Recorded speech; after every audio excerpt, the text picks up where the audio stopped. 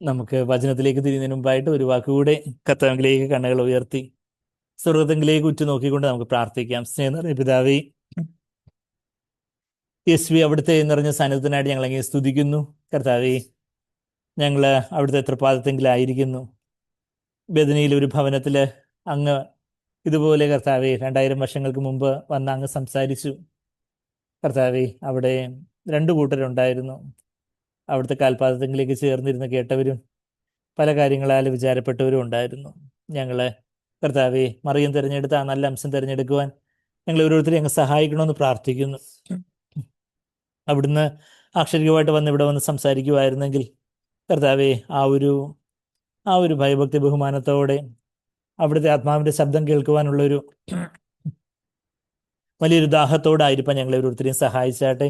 അവിടുത്തെ രക്തത്താലെ ഞങ്ങളെ ഓരോരുത്തരെയും കഴുകണമെന്ന് പ്രാർത്ഥിക്കുന്നു. അവിടുത്തെ സ്നേഹത്താലെ ഞങ്ങളെ നിറച്ചാട്ടെ. ഞങ്ങളെ രൂപാന്തരപ്പെടുത്തിയാട്ടെ. ഞങ്ങൾ പാടിയതുപോലെ ഞങ്ങളെ വളർത്തി നന്നാക്കണം. ഗുണദോഷിച്ച് കർത്താവെ ഞങ്ങളെ ഉത്സാഹിപ്പിച്ച് പ്രോത്സാഹിപ്പിച്ച് ഞങ്ങളെ നേരായ വഴിയിൽ നടത്തണമെന്ന് ഞങ്ങൾ പ്രാർത്ഥിക്കുന്നു. കർത്താവെ, അങ്ങേപ്പോലെ ഞങ്ങളെ ആക്കി തീർക്കണമേ. വചനത്താൽ ഞങ്ങളെ ശുദ്ധീകരിക്കണമെന്ന് പ്രാർത്ഥിക്കുന്നു. പ്രാർത്ഥന കേട്ടതിനോട് സ്തുതിക്കുന്നു. എല്ലാ യേശു കർത്താവിൻ്റെ വിലയേറിയ മാധുര്യമുള്ള നാമത്തിൽ തന്നെ. ആമേൻ, ആമേൻ, ആമേൻ. നമ്മൾ റോമർക്ക് എഴുതിയ ലേഖനം 1-ാം അധ്യായത്തിൻ്റെ അതിൻ്റെ 9 വരെയുള്ള വാക്യങ്ങളാണ് നമ്മൾ കഴിഞ്ഞ മാസം ഓരോ മാസത്തിലെ കോട്ടേജ് മീറ്റിങ്ങിലാണല്ലോ നമ്മൾ റോമർക്ക് എഴുതിയ ലേഖനം കുറച്ചായിട്ട് വാക്കായിട്ട് നമ്മൾ ചിന്തിച്ചുകൊണ്ടിരുന്നത്. നമ്മളിപ്പോൾ 1-ാം അധ്യായത്തിൻ്റെ 9-ാമത്തെ വാക്യം വരെ നമ്മളൊക്കെ വായിച്ചു. ഇപ്പം അവിടെ പൗലോസ് ഈ റോമർക്ക് എഴുതിയ ലേഖനത്തിലെ സുവിശേഷമാണ് പറയുന്നത്. യുവാഞ്ചലിയോൺ, യു എന്ന് പറഞ്ഞാൽ നല്ലത്, ആംഗലാസ് എന്ന് പറഞ്ഞാൽ ദൂതൻ, യുവാഞ്ചലിയോൺ എന്ന് പറഞ്ഞാൽ നല്ല വാർത്ത.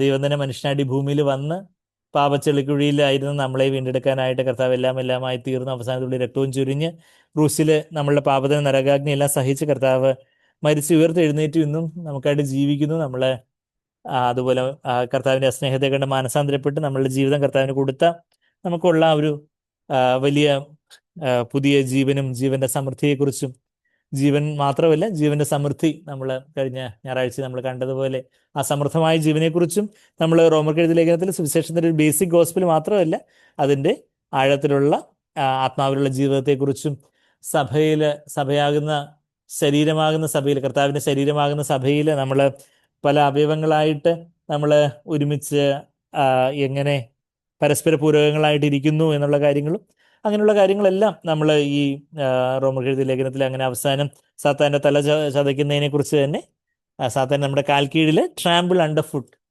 എന്നൊക്കെ നമ്മൾ ഏത് വാക്യത്തിലാണ് വായിക്കുന്നത്? അവസാനം റോമർ 16-ന്റെ 20-ാമത്തെ വാക്യത്തിലാണ് വായിക്കുന്നത്. Roman 16:20 may the God of peace, സമാധാനത്തിന് ദൈവമോ വേഗത്തിൽ സാത്താനെ നിങ്ങളുടെ കാൽക്കീഴിൽ മെതിക്കുമാറാകട്ടെ. സമാധാനത്തിന് ദൈവമോ വേഗത്തിൽ സാത്താനെ നിങ്ങളുടെ കാൽക്കീഴിൽ ചതച്ച് കളയും. നമ്മുടെ കർത്താവ് യേശുക്രിസ്തുവിന്റെ കൃപ നിങ്ങളോട് കൂടി ഇരിക്കുമാറാകട്ടെ എന്നെല്ലാം പറഞ്ഞ് വന്ദനമൊക്കെ പറഞ്ഞ് പൗലോസ് എല്ലാ സകല ഏകജ്ഞാനിയായ ദൈവത്തിന്, റോമർക്ക് എഴുതിയ ലേഖനത്തിന്റെ അവസാനത്തെ വാക്യം എന്താ? ഇത്രയെല്ലാം വലിയ ജ്ഞാനത്തിന്റെ വലിയ കാര്യങ്ങളെല്ലാം ഇത്രയൊക്കെ പൗലോസിലൂടെയൊക്കെ ദൈവം എഴുതുമ്പം പൗലോസിന് എത്ര വലിയ ജ്ഞാനം എന്നെങ്ങാനും ആരും ചിന്തിച്ചു പോകാതിരിക്കാൻ വേണ്ടി ആകെപ്പാടെ ഒരാളെ ജ്ഞാനിയായിട്ടുള്ളൂ. അതാ പൗലോസ് അവസാനം ഡിക്ലെയർ ചെയ്യുന്ന 26-ാമത്തെ വാക്യത്തിലെ മലയാളത്തില്, ഇംഗ്ലീഷിൽ 27-ാമത്തെ വാക്യത്തിൽ to the only wise God, ഏകജ്ഞാനിയായ ദൈവത്തിന് യേശുക്രിസ്തു മുഖാന്തരം എന്നേക്കും മഹത്വം. അതായത് എന്തെങ്കിലും ജ്ഞാനം എൻ്റെ എഴുത്തിലൂടെ വന്നിട്ടുണ്ടെങ്കിൽ അത് എൻ്റെ ജ്ഞാനമല്ല, അത് പരിശുദ്ധാത്മാവിൻ്റെ ജ്ഞാനം, പിതാവിൽ നിന്ന് വന്ന ക്രിസ്തുവിലൂടെയുള്ള പരിശുദ്ധാത്മാവിൻ്റെ ജ്ഞാനം മാത്രമാണ് എന്നുള്ള ഏകജ്ഞാനി, യഥാർത്ഥത്തിലുള്ള ജ്ഞാനം.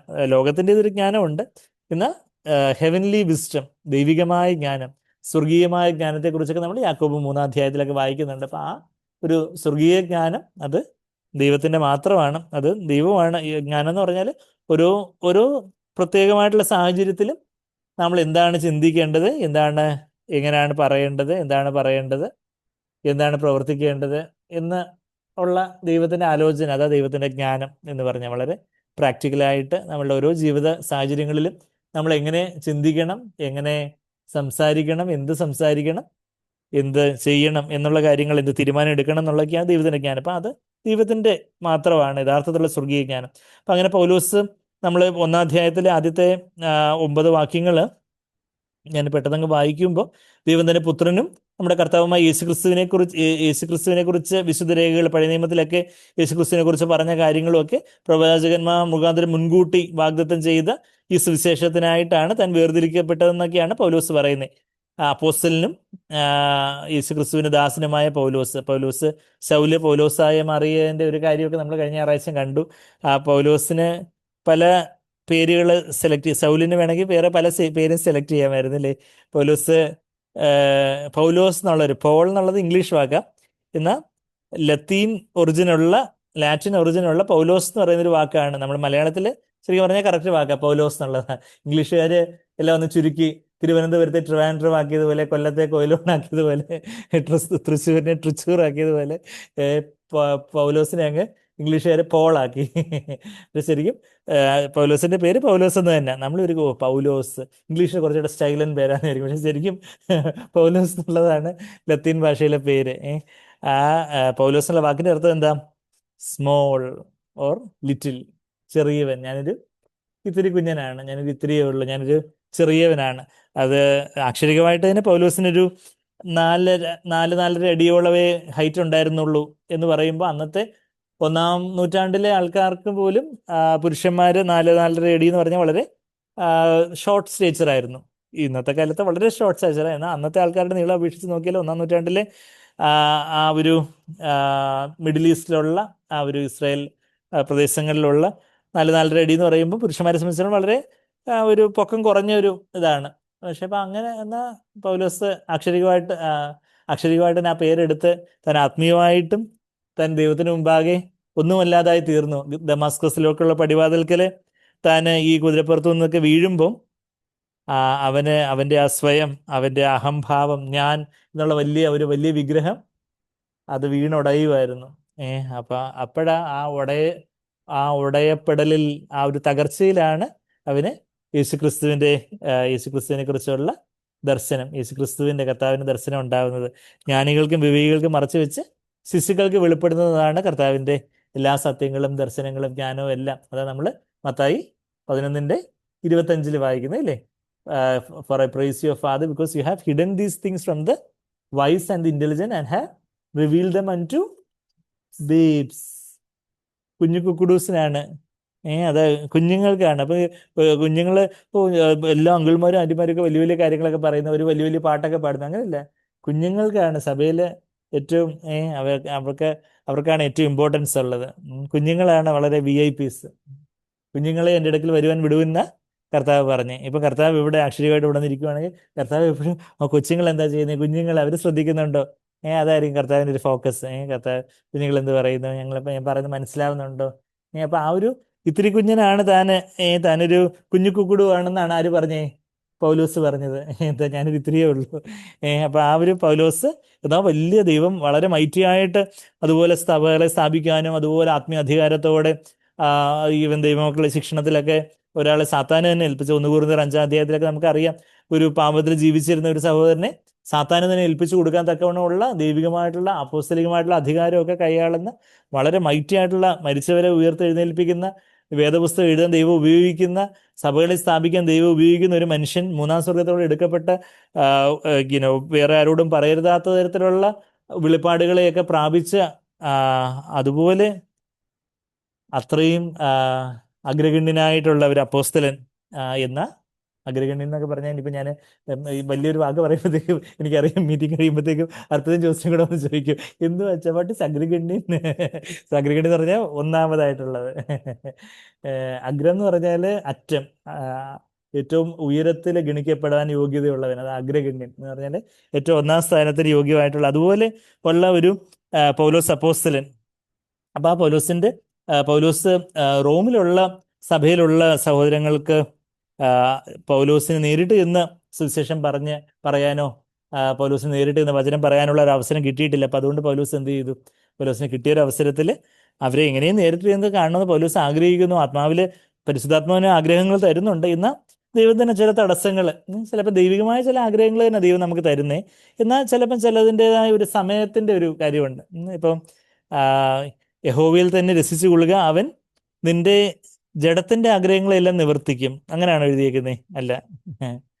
സങ്കീർത്തനം 37:4 എന്താ വായിക്കുന്നേ?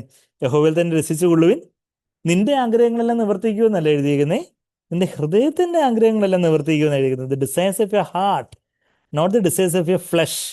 നമ്മൾ 37 സങ്കീർത്തനത്തിന്റെ ഇന്ന് പലപ്പോഴും ആ 37 ആ ഒരു വാക്യം പലപ്പോഴും ചിലർ നമ്മൾ ചിലപ്പം ദൈവമക്കളൊക്കെ ചിലപ്പോൾ അങ്ങ് ഓവർ കോട്ട് ചെയ്ത് ഓവർ ക്ലെയിം ചെയ്യാനൊരു സാധ്യതയുണ്ട് അല്ലേ? എന്ന് വെച്ചാൽ എന്ത് വേണമെങ്കിലും അങ്ങ് ആഗ്രഹിച്ചു, അപ്പം പിന്നെ എന്താ ദൈവം അങ്ങ് സാധിച്ചു തരും. എന്താ 37 സങ്കീർത്തനത്തിന്റെ 4-ാമത്തെ വാക്യം? യഹോവയിൽ തന്നെ രസിച്ചു കൊള്ളുക, അവൻ നിന്റെ ഹൃദയത്തിലെ ആഗ്രഹങ്ങളെ നിനക്ക് തരും. നിന്റെ ജഡത്തിന്റെ ആഗ്രഹങ്ങളെയല്ല, ഹൃദയം വചനത്തില് കൂടുതലായിട്ട് അത് ആത്മാവിനെ സൂചിപ്പിക്കുന്ന ഒരു പദമായിട്ടും, പിന്നെ ചിലയിടങ്ങളിൽ ആത്മാവിനെ ദേഹിയും കൂടെ ഒരുമിച്ച് സൂചിപ്പിക്കുന്ന ഒരു പദമായിട്ടാണ് ഹൃദയം എന്നുള്ള വാക്ക് ഉപയോഗിച്ചിരിക്കുന്നത്. അപ്പം കല്ലുപോലുള്ള ഹൃദയത്തെ മാറ്റി മാംസമായുള്ള ഒരു ഹൃദയത്തെ തരുമെന്നൊക്കെ എഹെസ്കേൽ 36:26 പറയുമ്പോൾ അതെന്താ?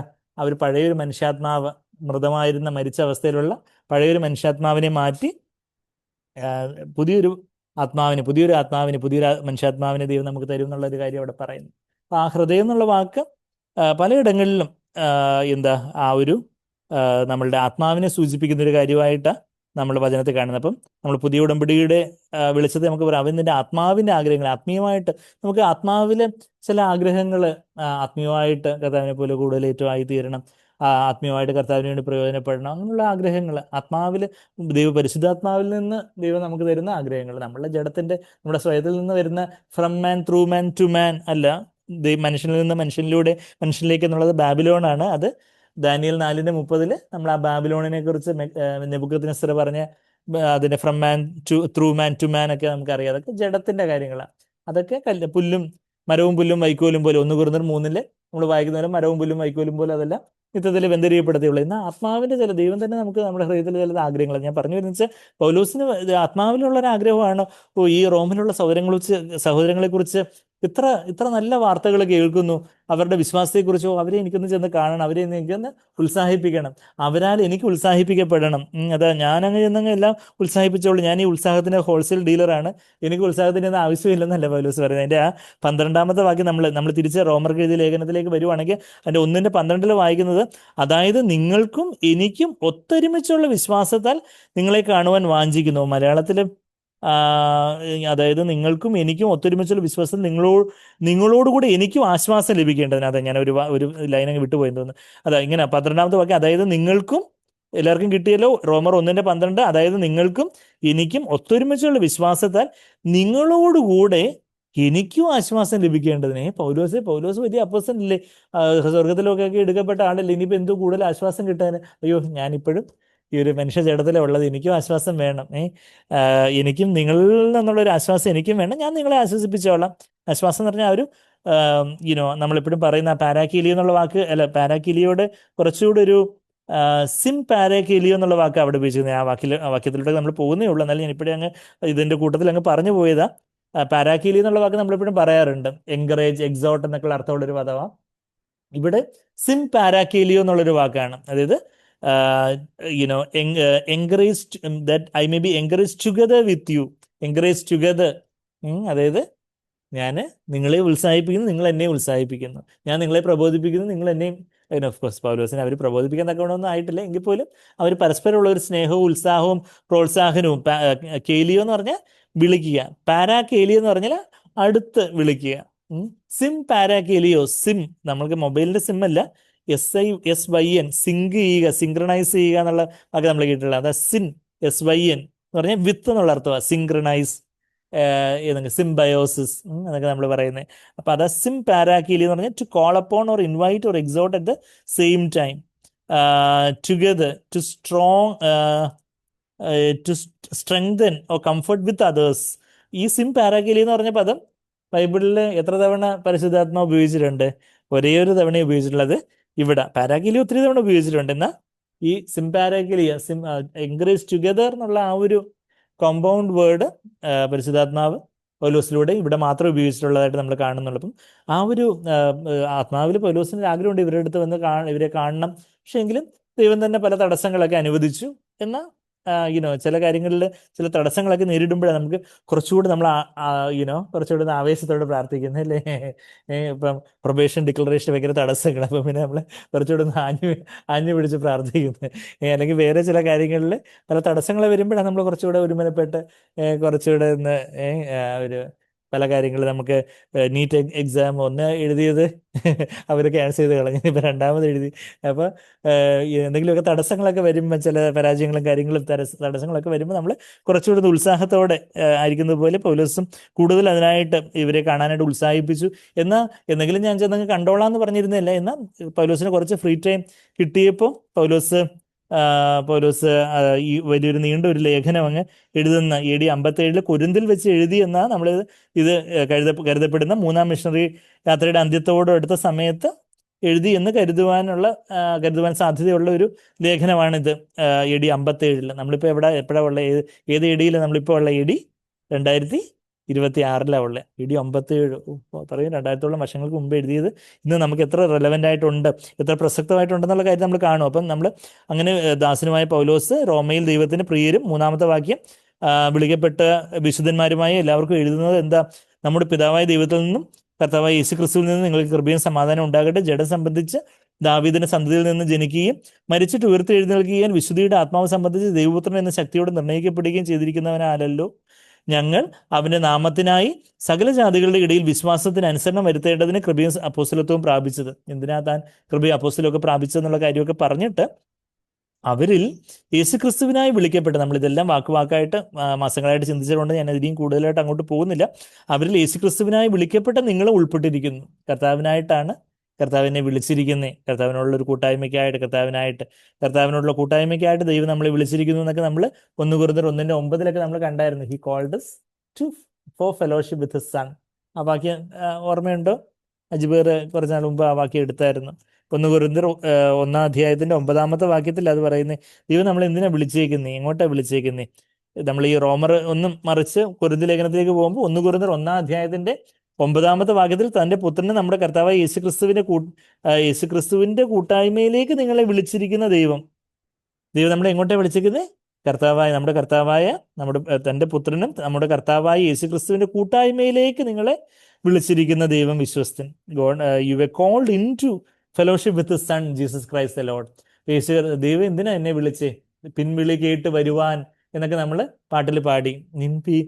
പിൻവിളി കേട്ടു നിൻവിളി കേട്ട് പിൻവരുവാൻ എന്നൊക്കെ നമ്മൾ പാടി. അപ്പൊ ആ ഒരു കർത്താവിന് വിളി കേട്ട് നമ്മളെ വരുമ്പോൾ എങ്ങോട്ടായി വിളിക്കുന്നേ? കർത്താവിനോടുള്ള, ജീസസിനോടുള്ളൊരു ഫെലോഷിപ്പ്, ഫെലോഷിപ്പ് എന്ന് ഞാൻ പറഞ്ഞപ്പോൾ ഫ്രണ്ട്ഷിപ്പ് എന്നും കൂടെ പറഞ്ഞതിന്റെ കാരണം എന്ന് പറഞ്ഞാൽ കുഞ്ഞുങ്ങൾക്ക് മനസ്സിലാവാൻ വേണ്ടിയാ. ഫ്രണ്ട്ഷിപ്പിനെക്കാട്ടും ഡീപ്പർ ആയിട്ടുള്ളൊരു കാര്യമാണ് ഫെലോഷിപ്പ് എന്ന് പറഞ്ഞാൽ. ആത്മാവിൽ ഉള്ള ഒരു ഫ്രണ്ട്ഷിപ്പ് നമ്മുടെ സോൾ ലെവലിലുള്ളൊരു കാര്യമാണ്.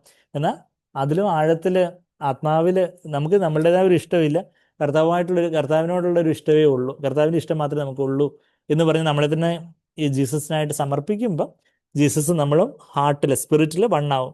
എന്താ ഫെലോഷിപ്പ് എന്ന് പറയുന്നത്? അപ്പൊ അങ്ങനെ ഉള്ള ലൈക്ക് മൈൻഡഡ് ആയിട്ടുള്ള സഹോദരങ്ങളുമായിട്ട് നമുക്കൊരു ആത്മാവിലൊരു യൂണിറ്റി ഉണ്ടാവും. അതാ ഫെലോഷിപ്പ് എന്ന് പറയുന്നത്. അപ്പൊ അങ്ങനെയുള്ള ഒരു കൂട്ടായ്മയിലേക്ക്, യേശുക്രിസ്തുവിന്റെ കൂട്ടായ്മയിലേക്ക് ദൈവം നമ്മളെ വിളിച്ചിരിക്കുന്നത്. അപ്പൊ ആ വിളിച്ചവരിൽ നിങ്ങൾ ഉൾപ്പെട്ടിരിക്കുന്നുവല്ലോ എന്നാ എവിടെ ഇപ്പൊ നമ്മൾ വായിച്ചേ? തിരിച്ച് നമ്മൾ റോമർ ലേഖനം കണ്ടോ? റോമൻസിലേക്ക് നമുക്ക് തിരിച്ചു വരാം. റോമൻസ് 1:7 അവരിൽ യേശുക്രിസ്തുവിനായി വിളിക്കപ്പെട്ട് നിങ്ങൾ ഉൾപ്പെട്ടിരിക്കുന്നു. നിങ്ങളുടെ വിശ്വാസം സർവ്വലോകത്തിലും പ്രസിദ്ധമായിരിക്കുന്നതിനാൽ ഞാൻ ആദ്യം അതായത് ഇപ്പം പൗലോസിനാൽ ശുശ്രൂഷിക്കപ്പെട്ടവരൊന്നും അല്ല, എങ്കിലും അവരുടെ വിശ്വാസത്തെക്കുറിച്ച് പ്രശംസിക്കാൻ പൗലോസിന് വാക്കുകൾ ലുബ്ധിക്കുന്നില്ല. ലുബ്ധിക്കുക എന്ന് പറഞ്ഞാൽ പിശിക്കുന്നില്ലെന്ന് എന്ന് പറഞ്ഞാൽ he's not mincing his words എന്ന് പറഞ്ഞാൽ അതുപോലെ വാക്കുകൾ ഉപയോഗിച്ച് മിൻസിങ് എന്ന് പറഞ്ഞാൽ കട്ട് ഷോട്ട് ചെയ്യുക. അതുപോലെ വാചാലമായിട്ട് നിങ്ങളുടെ വിശ്വാസം എത്ര വലിയ വിശ്വാസം, നിങ്ങളുടെ സഹോദരങ്ങളെ, നിങ്ങൾ എത്ര നല്ല സഹോദരങ്ങൾ എന്ന് പറഞ്ഞ് നമുക്ക് നമ്മളുടെ ജഡത്തിൽ മറ്റുള്ളവരെ പ്രശംസിക്കുകയോ നന്ദി പറയുകയോ ഉത്സാഹിപ്പിക്കുകയോ അഭിനന്ദിക്കുകയോ ഒക്കെ ചെയ്യുന്നത് നമ്മുടെ ജഡത്തിന് ഇഷ്ടമുള്ള കാര്യമല്ല. എന്നാൽ യഥാർത്ഥം നമ്മൾ മറ്റുള്ളവർ മുഖസ്തുതി പറയണം എന്നുള്ള കാര്യമല്ല, ഇല്ലാത്ത കാര്യങ്ങൾ എന്തെങ്കിലും ആളെ കളിപ്പിക്കാൻ വേണ്ടി പറയുന്ന കാര്യമല്ല, മറിച്ച് യഥാർത്ഥത്തിലുള്ള കാര്യങ്ങൾ ആത്മാർത്ഥമായിട്ട് നന്ദിയോടെ നമ്മൾ അഭിനന്ദനത്തോടെ അത് പറയുകയും അപ്രീഷിയേറ്റ് ചെയ്യുകയും ഒക്കെ ചെയ്യുന്നത് അത് യേശുവിൻ്റെ സ്വഭാവമാണ്. യേശുക്രിസ്തു നഥാനിയേലിനെ കണ്ടപ്പോൾ എന്താ പറഞ്ഞേ? ഇവനിൽ കപടമില്ലാത്ത ഒരു സാക്ഷാൽ ഇസ്രായേലിയനാണ് ഇവൻ. യോഹന്നാൻ 1-ാം അധ്യായത്തിന് അവസാനം നമ്മളത് വായിക്കുന്നുണ്ട്. പത്രോസ് എന്തെല്ലാം വീഴ്ചകളുള്ള പത്രോസ്, എന്നാൽ പത്രോസിനോട് പറയും, ഓ ജഡരക്തങ്ങളൊന്നും അല്ല നിനക്കിത് വെളിപ്പെടുത്തി തന്നെ, എൻ്റെ സ്വർഗസ്വനായ എൻ്റെ പിതാവ് വെളിപ്പെടുത്തി തന്നിരിക്കുന്നത് എന്നൊക്കെ പറഞ്ഞ് അങ്ങ് ആ ഒരു ചെറിയൊരു നല്ല കാര്യങ്ങൾ കാണുമ്പോഴേ അങ്ങ് കർത്താവ് അങ്ങ് അതുപോലെ അങ്ങ് അവരെ അങ്ങ് പ്രോത്സാഹിപ്പിക്കുന്നു. ഡോസ് കൊടുക്കേണ്ടത് നല്ല ഡോസും കൊടുക്കും. ഇറ്റ് ബിഹൈൻഡ് മീ സെയ്തിന് കുറച്ച് കഴിയുമ്പോഴത്തേക്കും സാത്താനെ പോകാൻ വിട്ടുപോകുന്നു പറയേണ്ടടുത്ത് പറയുകയും ചെയ്യും.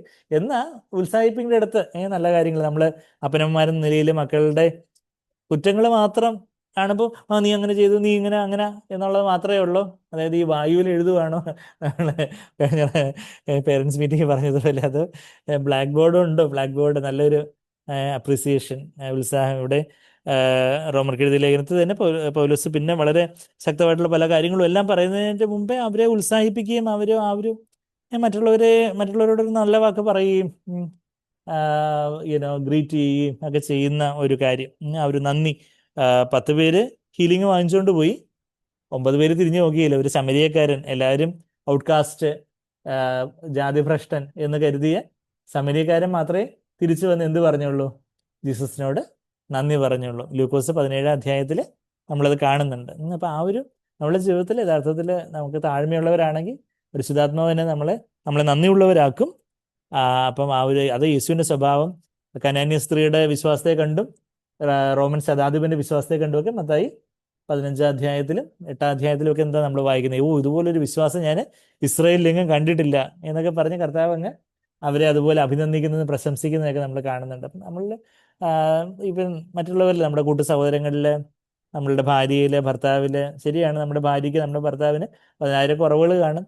എന്നാൽ ഈ മാരിറ്റൽ തെറാപ്പിയൊക്കെ വരുമ്പോൾ ഭാര്യയും ഭർത്താവ് അടിയിട്ടുകൊണ്ട് വരുമ്പോൾ ഞാൻ പറയും, നിങ്ങളുടെ ഭാര്യയിലുള്ള 3 നല്ല ഗുണങ്ങൾ പറയുക, നിങ്ങളുടെ ഭർത്താവിലുള്ള 3 നല്ല ഗുണങ്ങൾ പറയുക. അതുവരെ അവർ വാചാലമായിട്ട് ഇവിടെ കുറവുകൾ പറഞ്ഞുകൊണ്ടിരിക്കുക. നല്ല ഗുണങ്ങൾ പറയുമ്പോൾ ഇങ്ങനെ തല കുറിച്ചുകൊണ്ട് നല്ല ഗുണങ്ങളോ, ഏതാണ് നല്ല ഗുണം? അത് അങ്ങനെയുള്ളൊരു കാര്യം ഞങ്ങൾ ഇതുവരെ ചിന്തിച്ചിട്ടില്ല.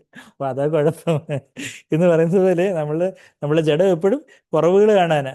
നമ്മളുടെ ഭാര്യയാവട്ടെ, ഭർത്താവാകട്ടെ, കുഞ്ഞുങ്ങളാവട്ടെ, അപ്പനമ്മമാരാവട്ടെ, കൂട്ടു സഹോദരങ്ങളാവട്ടെ, നമ്മളുടെ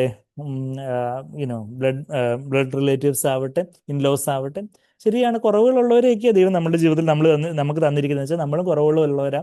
പക്ഷെ അവർ അപ്രീഷിയേറ്റ് ചെയ്യുന്ന ആ ഒരു ഗുണമൊക്കെ നമ്മളിവിടെ കാണുന്നുണ്ട്. നിങ്ങളുടെ വിശ്വാസം, അതിൻ്റെ 8-ാമത്തെ വാക്യത്തിൽ first I thank my God through Jesus Christ എന്ന് പറഞ്ഞ പൗലോസ് അങ്ങ് പച്ചത്തിൽ അങ്ങ് പറയുക, നിങ്ങളുടെ വിശ്വാസം സർവ്വലോകത്തിലും പ്രസിദ്ധമായിരിക്കുക. സർവ്വലോകം എന്ന് പറയുമ്പോൾ അന്നത്തെ നോൺ വേൾഡ്, അന്നും ആഫ്രിക്കൻ ഭൂഖണ്ഡമൊക്കെ ഡാർക്ക് കോണ്ടിനെന്റ് എന്നൊക്കെ പറയുന്ന പിന്നീട് ആഫ്രിക്കയൊക്കെ കണ്ടുപിടിക്കുകയൊക്കെ ചെയ്തിരുന്ന അന്നത്തെ അറിയപ്പെട്ട ലോകത്തിൽ ഈ റോമിലെ വിശ്വാസികളുടെ ആ ഒരു വിശ്വാസം, ആ അറിയപ്പെട്ട ലോകത്തിൽ, വിശ്വാസികളുടെ ഇടയിൽ അത് ഏറ്റവും പ്രസിദ്ധമായി ഇവരുടെ വിശ്വാസം. നിങ്ങളുടെ വിശ്വാസം സർവ്വലോകത്തിന് പ്രസിദ്ധമായിരിക്കുന്നതിനാൽ ഞാൻ ആദ്യം തന്നെ എൻ്റെ ദൈവത്തിന് യേശുക്രിസ്തു മുഖാന്തരം നിങ്ങൾക്ക് എല്ലാവർക്കും വേണ്ടി സ്തോത്രം ചെയ്യുന്നു. ഞാൻ ഇടപെടാതെ നിങ്ങളെ ഓർത്തുകൊണ്ട്, അതാ നമ്മൾ കഴിഞ്ഞ മാസം നമ്മൾ ആ ഒരു വാക്യം കൂടുതൽ കണ്ടെത്താ, നമ്മുടെ ഹൃദയത്തിൽ മറ്റുള്ളവരെ വഹിക്കുന്നൊരു കാര്യം. ഇടപെടാതെ എങ്ങനെ മറ്റുള്ളവരെ കുറിച്ച് നമുക്ക് ഒരു ഭാരം ഉണ്ടായിരിക്കാൻ സാധിക്കുന്നേ? നമ്മൾ ദൈവമുമ്പാകെ താഴ്മയുള്ളവരാണെങ്കിൽ, ഒരു 0 ആയിട്ട് വട്ടപൂജ്യമായിട്ടുള്ളവരാണെങ്കിൽ ദൈവം തന്നെ നമ്മുടെ ഹൃദയത്തിൽ നമ്മുടെ കൂട്ടു സൗകര്യങ്ങളെക്കുറിച്ച്, നമ്മുടെ കുടുംബത്തെക്കുറിച്ച്, നമ്മളുടെ ബന്ധുമിത്രാദികളെക്കുറിച്ച്, കൂട്ടു സൗകര്യങ്ങളെക്കുറിച്ച്, നമ്മുടെ ദേശത്തെക്കുറിച്ച്, ചിലരെക്കുറിച്ച് ചിലപ്പോൾ നമുക്ക് കൂടുതൽ ഭാരങ്ങൾ ദൈവം തരും. ചിലരെക്കുറിച്ച് കൂടുതലായിട്ട് പ്രാർത്ഥിക്കാനായിട്ട്, ചിലരെക്കുറിച്ച് ചിലർ രക്ഷിക്കപ്പെടാത്തവർ തന്നെ ആയിരിക്കും. ചിലർ രക്ഷിക്കപ്പെട്ടിട്ടും വേണ്ടവണ്ണം ഒരു ദൈവം ആഗ്രഹിക്കുന്ന ഒരു തരത്തിലേക്ക് അങ്ങ് വരാത്തവരായിരിക്കും. ചിലപ്പം ദൈവം അതുപോലെ ഉപയോഗിക്കുന്ന ആൾക്കാരായിരിക്കും. എങ്കിലും ആ ഒരു ദൈവമനുഷ്യൻ, ആ ഒരു ദേവദാസൻ, അവർക്ക് വേണ്ടി കൂടുതലായിട്ട് പ്രാർത്ഥനയിൽ ജാഗ്രഹിക്കേണ്ടതായിട്ടുണ്ട്. ദൈവം നമുക്ക് തരുന്ന ഭാരത്തിനനുസരിച്ച് നമ്മൾ പ്രാർത്ഥിക്കുന്നു. അതാ ഞാൻ ഇടപെടാതെ നിങ്ങളെ ഓർത്തുകൊണ്ടെന്ന് പറയുമ്പോൾ എങ്ങനെയാണ്? നമുക്ക് ദേഹിയിൽ അത് സാധ്യമായിട്ടുള്ള കാര്യമല്ല. നമ്മളുടെ മനസ്സിൽ എപ്പോഴും ഇങ്ങനെ ഒരാളെ ഇങ്ങനെ ഓർത്തുകൊണ്ടിരിക്കുന്ന കാര്യമല്ല. മറിച്ച് നമ്മളുടെ ആത്മാവിൽ ദൈവമായിട്ടുള്ളൊരു കണക്ഷനിൽ എപ്പോഴും നമുക്കൊരു ഹൃദയത്തിലൊരു ഭാരമുണ്ട്.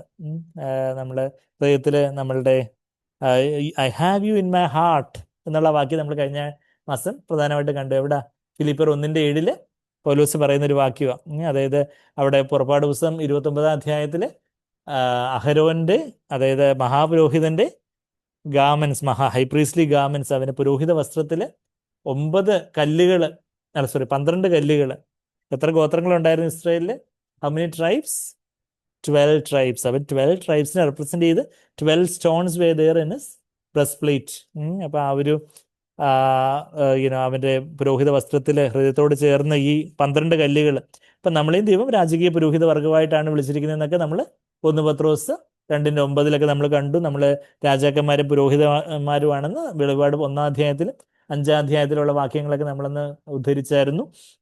അപ്പം അങ്ങനെ നമ്മളും മറ്റുള്ളവരെ കുറിച്ച് അതുപോലുള്ളൊരു ഭാരമുള്ളവരായിരിക്കണം. ഇപ്പം നമ്മളുടെ രാജ്യത്തെക്കുറിച്ച് കഷ്ടപ്പെടുന്ന, ഒത്തിരി ഉപദ്രവത്തിലൂടെ കടന്നു പോകുന്ന സഭയുണ്ട്, ഒരുപാട് ദാരിദ്ര്യത്തിൽ പോകുന്ന സഹോദരങ്ങളുണ്ട്, പല പ്രയാസത്തിലുള്ള സഹോദരങ്ങളുണ്ട്. അപ്പം നമ്മൾ ദൈവത്തോട് അടുത്ത് വരുമ്പം നമ്മുടെ ഈ ഭാരമൊക്കെ ദൈവത്തിന് മേൽ ഇട്ട് കൊടുക്കണം എന്ന് അപ്പോഴേ ദൈവത്തിന്റെ ഭാരങ്ങൾ നമ്മൾ ആത്മാവിൽ തരാനൊക്കെ ഉള്ളൂ. മറ്റേത് നമ്മളുടെ ദേഹിയിലുള്ള, നമ്മുടെ മനസ്സിലുള്ള സമ്മർദ്ദം മാതിരിയുള്ള നമ്മളെ തളർത്തിക്കളയുന്ന ചില ഭാരങ്ങളുണ്ട്. ഭാരങ്ങളും മുറുകെ പറ്റുന്ന പാവങ്ങളും ഒക്കെ ഉപേക്ഷിച്ച് കർത്താവിനെ നോക്കി ഓട്ടം ഓടാനൊക്കെ നമ്മൾ എബ്രായർ 12:1-2 വാക്യങ്ങളെ കാണുന്നത്. അപ്പം നമ്മളുടെ ദേഹിയിലുള്ള ഭാരങ്ങൾ എന്ന് പറഞ്ഞാൽ നമ്മളുടെ മനസ്സിനെ ഭാരപ്പെടുത്തുന്ന, അയ്യോ നാളെ എന്താവും, ഇതെന്താവും, ആകുല ചിന്തകൾ, അങ്ങനെയുള്ള നമ്മളെ തളർത്തുന്ന ഭാരങ്ങൾ, ആകുല ചിന്തകൾ, ദേഹിയിലുള്ള ആ ഒരു ഭാരങ്ങൾ, അതൊക്കെ ഇങ്ങനെ ദൈവത്തിന്റെ മേൽ ഇട്ട് കൊടുക്കുക. നിങ്ങളുടെ ഭാരങ്ങളെല്ലാം അവൻ്റെ മേൽ ഇട്ട് കൊള്ളുക, അവൻ നിങ്ങൾക്ക് വേണ്ടി കരുതുന്നു. Cast all your burdens unto him because he cares for you. എവിടെ പറയുന്നേ? 1 പത്രോസ് 5:7 വാക്യം എഴുതി വെച്ചു, നോട്ട്ബുക്കില്ലേ? First Peter 5:7. ഓക്കെ. അപ്പം 1 പത്രോസ് 5:7 നമ്മുടെ ഭാരങ്ങൾ. അപ്പം അങ്ങനെ നമ്മുടെ ദേഹിയിലുള്ള ഭാരങ്ങളെല്ലാം അങ്ങ് ഇടുമ്പോൾ പരിശുദ്ധാത്മാവിന് നമ്മൾ ആത്മാവിൽ ചില ഭാരങ്ങൾ തരും. ആ പൗലോസിന്റെ ഭാരത്തെക്കുറിച്ച് പൗലോസ് 1 കൊരിന്ത്യർ 11 പറയുന്ന ഒരു ടിപ്പിക്കലായിട്ടുള്ളൊരു വാക്യമുണ്ട്. 1 കൊരിന്ത്യർ 11 സഭയെക്കുറിച്ചുള്ള തൻ്റെ ഭാരത്തെക്കുറിച്ച്. അപ്പം നമ്മൾ പൗലോസ്, നീ ഭാരമില്ല, കർത്താവിനെ വല്ലതും ഇട്ട് കൊടുത്തു എന്ന് ഞാൻ വിചാരിച്ചു, ഇപ്പോഴും ഭാരം ചുമന്നുകൊണ്ട് നടക്കുവാണ്. അപ്പോൾ പൗലോസ് പറഞ്ഞ ഇതിൻ്റെ ദേഹിയിലുള്ള ഇങ്ങനെ തളർത്തിക്കളഞ്ഞ ഭാരമല്ല, മറിച്ച് ദൈവം എനിക്ക് ഇടപെടാതെ പ്രാർത്ഥിക്കാനായിട്ട് ഒരു ആത്മീയ പിതാവെന്ന നിലയിൽ എനിക്ക് സഭയെക്കുറിച്ചുള്ള ഭാരം തന്നിരിക്കുവാണ് എന്നുള്ളൊരു കാര്യം പൗലോസ് പറയും. നമ്മൾ 1 കൊരിന്ത്യർ 12 പോവുകയാണെങ്കിൽ, 1 കൊരിന്ത്യർ 11 പോവുകയാണെങ്കിൽ അവിടെ 1 കൊരിന്ത്യർ, അത് 2 കൊരിന്ത്യർ 11 തോന്നുന്നു, സോറി നോക്കട്ടെ. അവിടെ സഭയെക്കുറിച്ചുള്ള നിത്യേനയുള്ള 2 കൊരിന്ത്യർ 11 2 കൊരിന്ത്യർ 11 28 വാക്യം ഞാൻ ഉദ്ദേശിച്ചത്. 2 കൊരിന്ത്യർ 11 28 വാക്യത്തിൽ അവിടെ പൗലോസ് ആണെങ്കിൽ ഒരുപാട് തൻ്റെ ജീവിതത്തിലുള്ള ദുരിതങ്ങളെ കുറിച്ചെല്ലാം പറയുന്നുണ്ട്. തൻ്റെ കഷ്ടപ്പാടുകളെ കുറിച്ച് പൗലോസ് അങ്ങനെ പറയാൻ ആഗ്രഹിക്കുന്ന ഒരാളല്ല. എന്നാൽ കൊരിന്ത്യ വിശ്വാസികൾക്ക് നല്ല ഡോസ് കൊടുക്കേണ്ടതായിട്ടുണ്ട്. അപ്പം താൻ ആത്മീയ പിതാവായിട്ട് താൻ എത്രമാത്രം ഒരു കഷ്ടത്തിലൂടെയാണ് കർത്താവിനെ ശുശ്രൂഷിക്കുന്നത്. ഈ കള്ളാപ്പോസ്തലന്മാരുടെയൊക്കെ പല കാര്യങ്ങളും കള്ളത്തരങ്ങളും ഒക്കെ ഒന്ന് വെളിവാക്കിക്കൊണ്ട് പൗലോസ് 24 വാക്യം മുതൽ ഞാനങ്ങ് വായിക്കുക. എവിടെയാണ് നമ്മളിപ്പോൾ ഉള്ളത്? 2 കൊരിന്ത്യർ 12:24. 2 കൊരിന്ത്യൻസ് 11 താങ്ക് യു 11:24. യഹൂദന്മാരാൽ ഞാൻ 1 കുറയെ 40 അടി 5 വട്ടം, അതായത് 39 ഇൻറ്റു എത്ര 5, അത്രയും യഹൂദന്മാരാൽ ഞാൻ 1 കുറയെ 40 അടി 5 വട്ടം കൊണ്ടു, 3 വട്ടം കോലിനാൽ അടി കൊണ്ടു, ഒരിക്കൽ കല്ലേറ് കൊണ്ടു, 3 വട്ടം കപ്പൽ ഛേദത്തിൽ അകപ്പെട്ടു. ഇതൊക്കെ വായിക്കുമ്പോൾ നമ്മളെ നമ്മൾ കർത്താവിന് വേണ്ടി വലിയ ഒത്തിരിയൊക്കെ സഹിച്ചിട്ടുണ്ടെന്ന് വിചാരിക്കുന്നത് നമ്മൾ ശരിക്കും ഇതൊന്നും. അപ്പം പിന്നെ നമ്മളതൊന്നും ഒരു ഉറുമ്പുകടി പോലും സഹിച്ചിട്ടില്ല. ഒരു രാപ്പകൽ വെള്ളത്തിൽ കഴിച്ചു.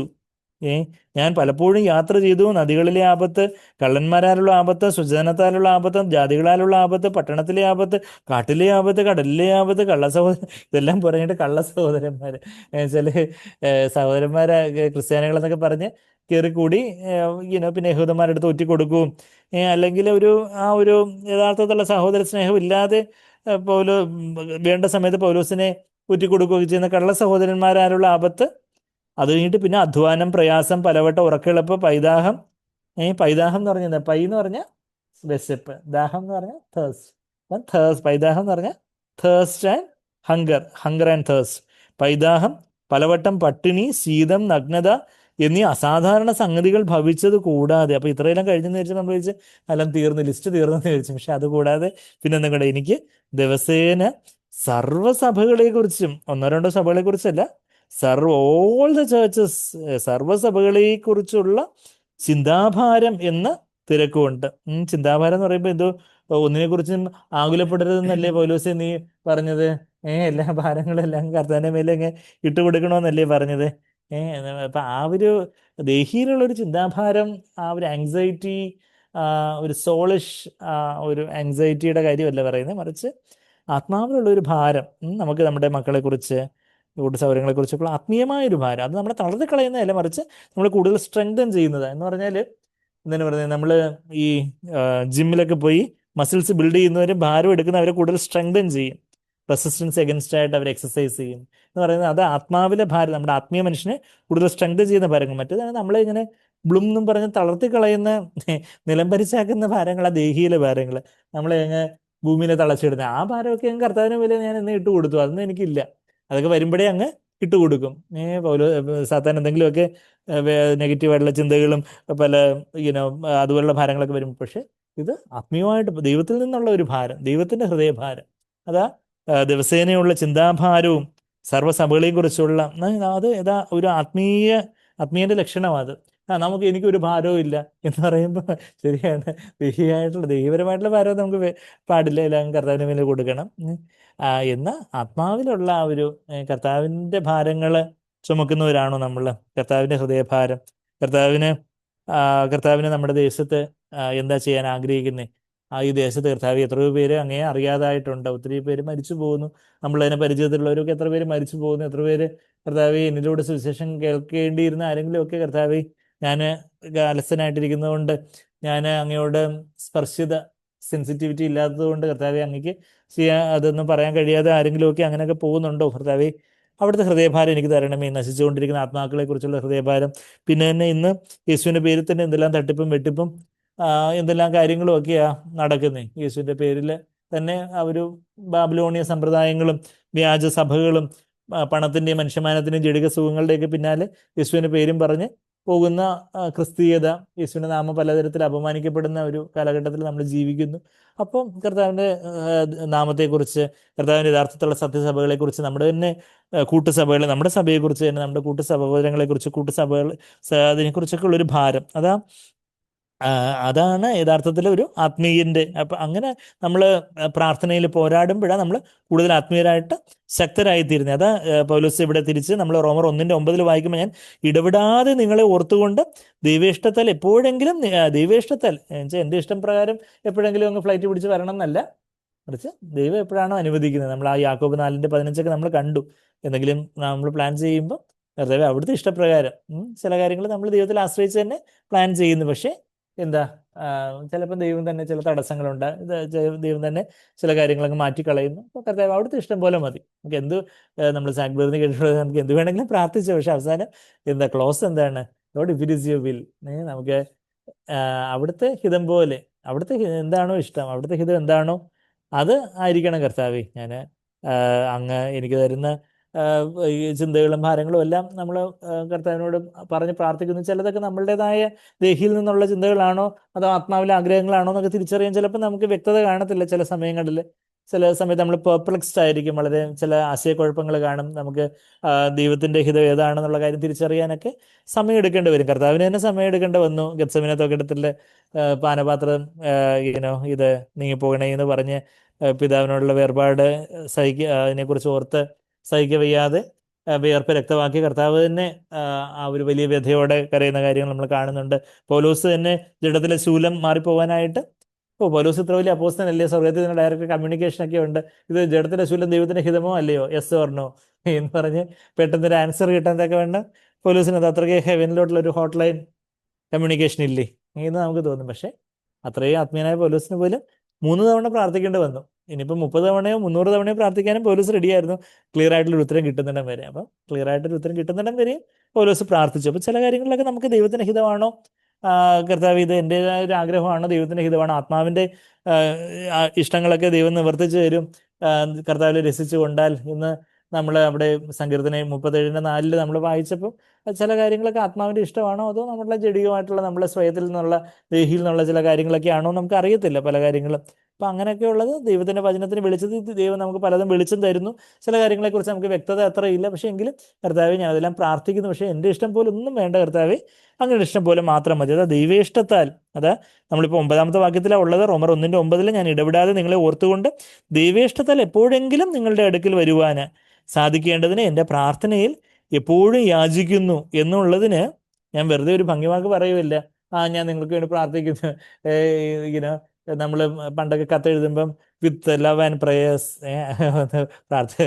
പ്രാർത്ഥനയെന്ന് പ്രാർത്ഥിച്ചിട്ട് പോലും കാണത്തില്ല. പിന്നെ ഒരു ഭംഗിമായിട്ട് with love and prayers your sincerely your faithfully എന്നൊക്കെ പറഞ്ഞ് വെറുതെ ഒരു ഭംഗിവാക്കായിട്ട് വിത്ത് സസ്നേഹം സവിനയം എന്നൊക്കെ പറഞ്ഞ് വിശ്വസ്തതയുണ്ടെന്നൊക്കെ പറഞ്ഞ് എഴുതും എന്ന് പറയുന്നത് പോലെ ഇതൊരു ഔപചാരികമായിട്ട് പറയുന്നതല്ല.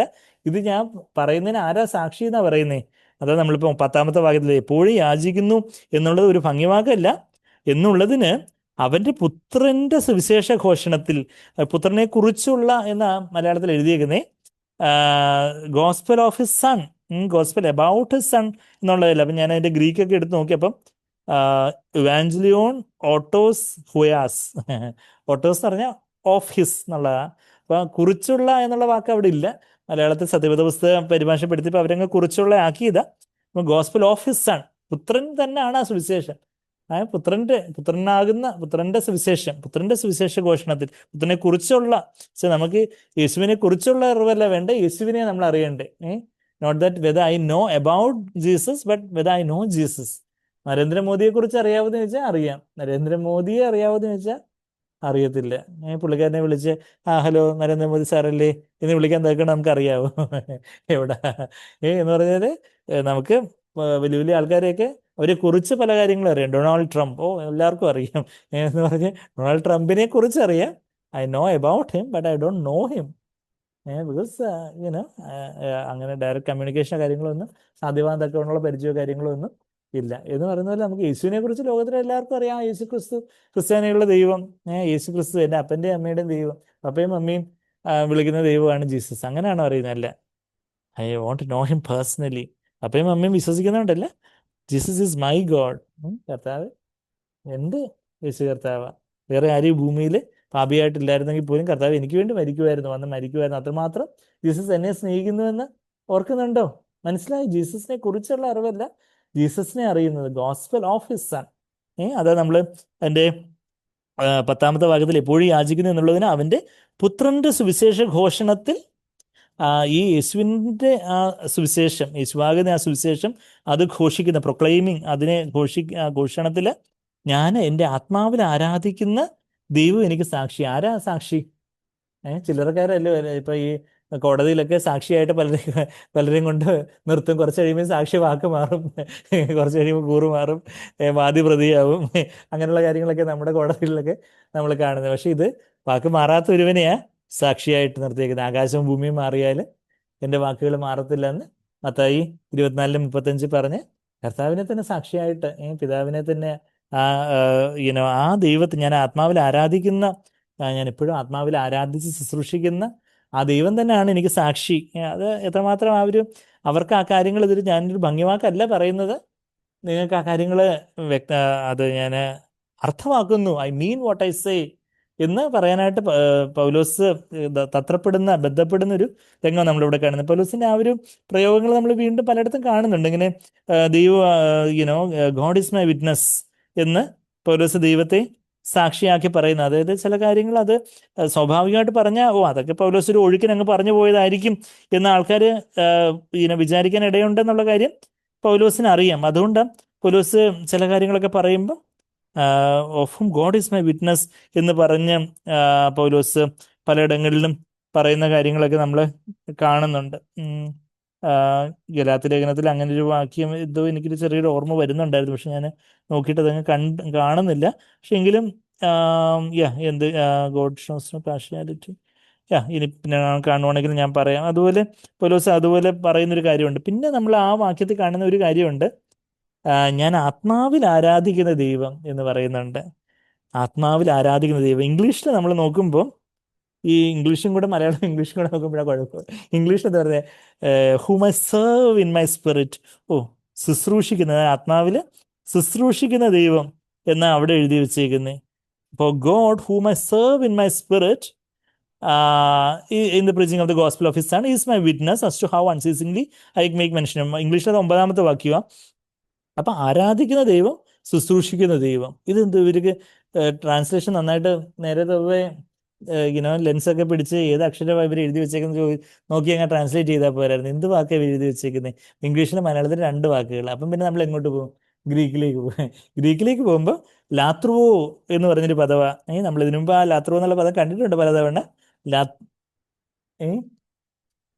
ഓ, very good. Revelation 22 22:4 bond servants അത് അവരെ ആരാധിച്ച്, നമ്മള് ജോസിന് റെഫറൻസ് പറഞ്ഞതുപോലെ റെവലേഷൻ 22:4 നമ്മൾ ബൈബിളിന്റെ അവസാനത്തെ പേജിലോട്ട് പോകുമ്പോൾ വെളിപാട് പുസ്തകത്തിന്റെ ബൈബിൾ സ്റ്റഡി ഈ ലാത്രുവോ അവിടെയും കയറി വന്നിട്ടുണ്ട്. എവിടെ? 22:3-4. റെവലേഷൻ 22:3 അവസാനം എന്താ? യാതൊരു ശാപവും ഇനി ഉണ്ടാകുകയില്ല, ദൈവത്തിന്റെയും കുഞ്ഞാടിന്റെയും സിംഹാസനം അതിലിരിക്കും, അവന്റെ ദാസന്മാർ അവനെ ആരാധിക്കും. ആ ആരാധിക്കുന്ന പറയുമ്പോൾ ഇംഗ്ലീഷിൽ സെർവ് ഹിം എന്ന് എഴുതി വെച്ചേക്കുന്നു. അപ്പം എന്താ ഗ്രീക്കിലെ വാക്ക് നോക്കുമ്പോൾ ലാത്രുവോ എന്നുള്ള പദമാണ്. 21 തവണ ബൈബിൾ ഉപയോഗിച്ചിട്ടുള്ളൊരു പദമാണ്. ആ ലാത്രുവോ എന്നുള്ള പദത്തിന് 2 അർത്ഥവുമുണ്ട്. എന്തുണ്ട്? ആരാധിക്കുക എന്നുള്ള അർത്ഥമുണ്ട്, ശുശ്രൂഷിക്കുക എന്നുള്ള അർത്ഥമുണ്ട്. അപ്പം നമുക്ക് കുറച്ചുകൂടെ വ്യക്തമായിട്ട് പറഞ്ഞാൽ, ഇപ്പം നമുക്കായിട്ട് ട്രാൻസ്ലേറ്റ് ചെയ്യാൻ ഒരു അവസരം കിട്ടി, നമ്മൾ എന്ത് ട്രാൻസ്ലേറ്റ് ചെയ്യും? ആരാധിച്ച് ശുശ്രൂഷിക്കുക എന്ന് പറയും. ആരാധിക്കുന്നവനാണ് ശുശ്രൂഷിക്കാൻ ഒക്കെയുള്ളൂ എന്നുള്ള കാര്യം കർത്താവ് തന്നെ സാത്താനോട് തന്നെ പറഞ്ഞ കാര്യം നമുക്കറിയാം. എവിടെ? മത്തായി 4:10 സാത്താനെ വന്ന് കുമ്പിടാൻ പറയുമ്പോൾ ഞാൻ എൻ്റെ ദൈവമായ കർത്താവിനെ മാത്രമേ ആരാധിച്ച് ശുശ്രൂഷിക്കുകയുള്ളൂ. മലയാളം പരിഭാഷയിൽ ആരാധിച്ച് നമസ്കരിക്കുകയുള്ളൂ എന്നാണ് തോന്നുന്നു അവിടെ മലയാളം സത്യവേദ പുസ്തകത്തിൽ പരിഭാഷപ്പെടുത്തിയിരിക്കുന്നത്. അവിടെ ആ ഒരു പ്രോസ്കിനിയോ എന്നുള്ള ഒരു ഗ്രീക്ക് പദമുണ്ട്, ലാത്രുവോ എന്നുള്ളൊരു ഗ്രീക്ക് പദമുണ്ട്. പ്രോസ്കിനിയോ എന്നുള്ള പദം ആരാധനയ്ക്ക് മാത്രമായിട്ട് ഉപയോഗിക്കുന്ന ഒരു പദം. ലാത്രുവോ എന്നുള്ള പദം ആരാധനയ്ക്കും ശുശ്രൂഷയ്ക്കും ഉപയോഗിക്കാവുന്നൊരു പദമാണ്. അപ്പം ആരാധിച്ച് ശുശ്രൂഷിക്കുക നമുക്ക് വേണമെങ്കിൽ കുറച്ചുകൂടെ അത് പാരഫ്രൈസ് ചെയ്ത് പറയാം. പാരഫ്രൈസ് ചെയ്തില്ല, അത് കുറച്ചുകൂടെ ലിറ്ററലായിട്ട് നമുക്ക് പറയാം. റോമർ 12-ന്റെ 1-2 വാക്യങ്ങൾ എന്താ? ആരാധന, ജീവനുള്ള ആരാധന, ബുദ്ധിയുള്ള ആരാധന അല്ലെങ്കിൽ യുക്തിപരമായ ആരാധന, സ്പിരിച്വൽ സർവീസ് ഓഫ് വേർഷിപ്പ് എന്ന് റോമർ 12-ന്റെ 1-ാമത്തെ വാക്യം നമ്മൾ ആരാധനയെക്കുറിച്ചുള്ള ഏറ്റവും ആഴത്തിലുള്ള വാക്യങ്ങളിൽ ഒന്നായിട്ട് നമ്മൾ യോഹന്നാൻ 4:24, റോമർ 12-ന്റെ 1 ഒക്കെ പറയുന്നത്. അപ്പൊ അവിടെയും ശരിക്കും പറഞ്ഞാൽ ഈ ലാത്രുവോ എന്നുള്ളൊരു പദം ഉപയോഗിച്ചിരിക്കുന്നത്. അതുകൊണ്ടാണ് NASBയിൽ സ്പിരിച്വൽ സർവീസ് ഓഫ് വേർഷിപ്പ് എന്ന് പറയുന്നത്. സർവീസ് ഓഫ് വേർഷിപ്പ് എന്ന് പറയുന്നത് വെച്ചാൽ വേർഷിപ്പ് ആൻഡ് സർവീസ് എന്നും വേർഷിപ്പ് എന്നും അർത്ഥമുള്ള ഒരു പദമായാണ് സർവീസ് ഓഫ് വേർഷിപ്പ് എന്ന് ഇവിടെ പറയുന്നത്. അതാ ബുദ്ധിയുള്ള ആരാധനയായി എന്നുള്ള ആ ഒരു ലാത്രുവോ എന്നുള്ളതിന്റെ ഗ്രീക്ക് അതിന്റെ നൗൺ ഫോം ലത്രായ. ലാത്രുവോ എന്നുള്ള വേർബ്, ക്രിയാരൂപം, ലത്രായ എന്നുള്ള നൗൺ ഫോം അവിടെ service and worship of God. അപ്പം യഥാർത്ഥത്തിൽ പൗലോസെ നീ ദൈവത്തെ എങ്ങനെ ആരാധിച്ച് ശുശ്രൂഷിക്കുന്നതെന്ന് ചോദിക്കുമ്പോൾ പൗലോസ് എന്താ പറയുന്നത്? ഇൻ ന്യൂമ എന്ന് പറഞ്ഞാൽ എന്താ? ആത്മാവിൽ, ഇൻ ദ സ്പിരിറ്റ്. പൗലോസിനെ മാത്രമല്ല നമുക്കും എന്തൊക്കെയുണ്ട്? നമുക്ക് ദൈവം ഒരു തൃത്വം തന്നിട്ടുണ്ട്. ദൈവം എങ്ങനെ? ത്രിയേകനാണ് അല്ലേ? ദൈവം പിതാവ്, ദൈവത്തിന്റെ ട്രിനിറ്റിയിലെ 3 persons, for the 3 persons of the Trinity, God the Father, God the Son and God the Holy Spirit. അതല്ലേ നമ്മൾ സ്നാനപ്പെടുത്തുമ്പോൾ പിതാവിൻ്റെയും പുത്രനായ യേശുക്രിസ്തുവിൻ്റെയും പരിശുദ്ധാത്മാവിൻ്റെയും നാമത്തിൽ നമ്മൾ സ്നാനപ്പെടുത്തുന്നത്. കർത്താവ് മത്തായി 28-ലും പറഞ്ഞ കൽപ്പന പ്രകാരം. അപ്പൊ ആ തൃത്വം അങ്ങനെ 3 ആളത്വം ഒരാളത്വം എന്നാൽ 3 വ്യക്തിത്വങ്ങൾ, 3 വ്യക്തികളായിട്ടാണ് ദൈവം സ്ഥിതി ചെയ്യുന്നത്. എന്ന് പറഞ്ഞാൽ നമ്മളിൽ ഉള്ള തൃത്വം എന്താ? What is trinity in us? Spirit, soul and body. ആത്മാവ്, ദേഹി, ദേഹം. ഇതിന്റെ റെഫറൻസ് 1 തെസ്സലോനിയർ 5:23.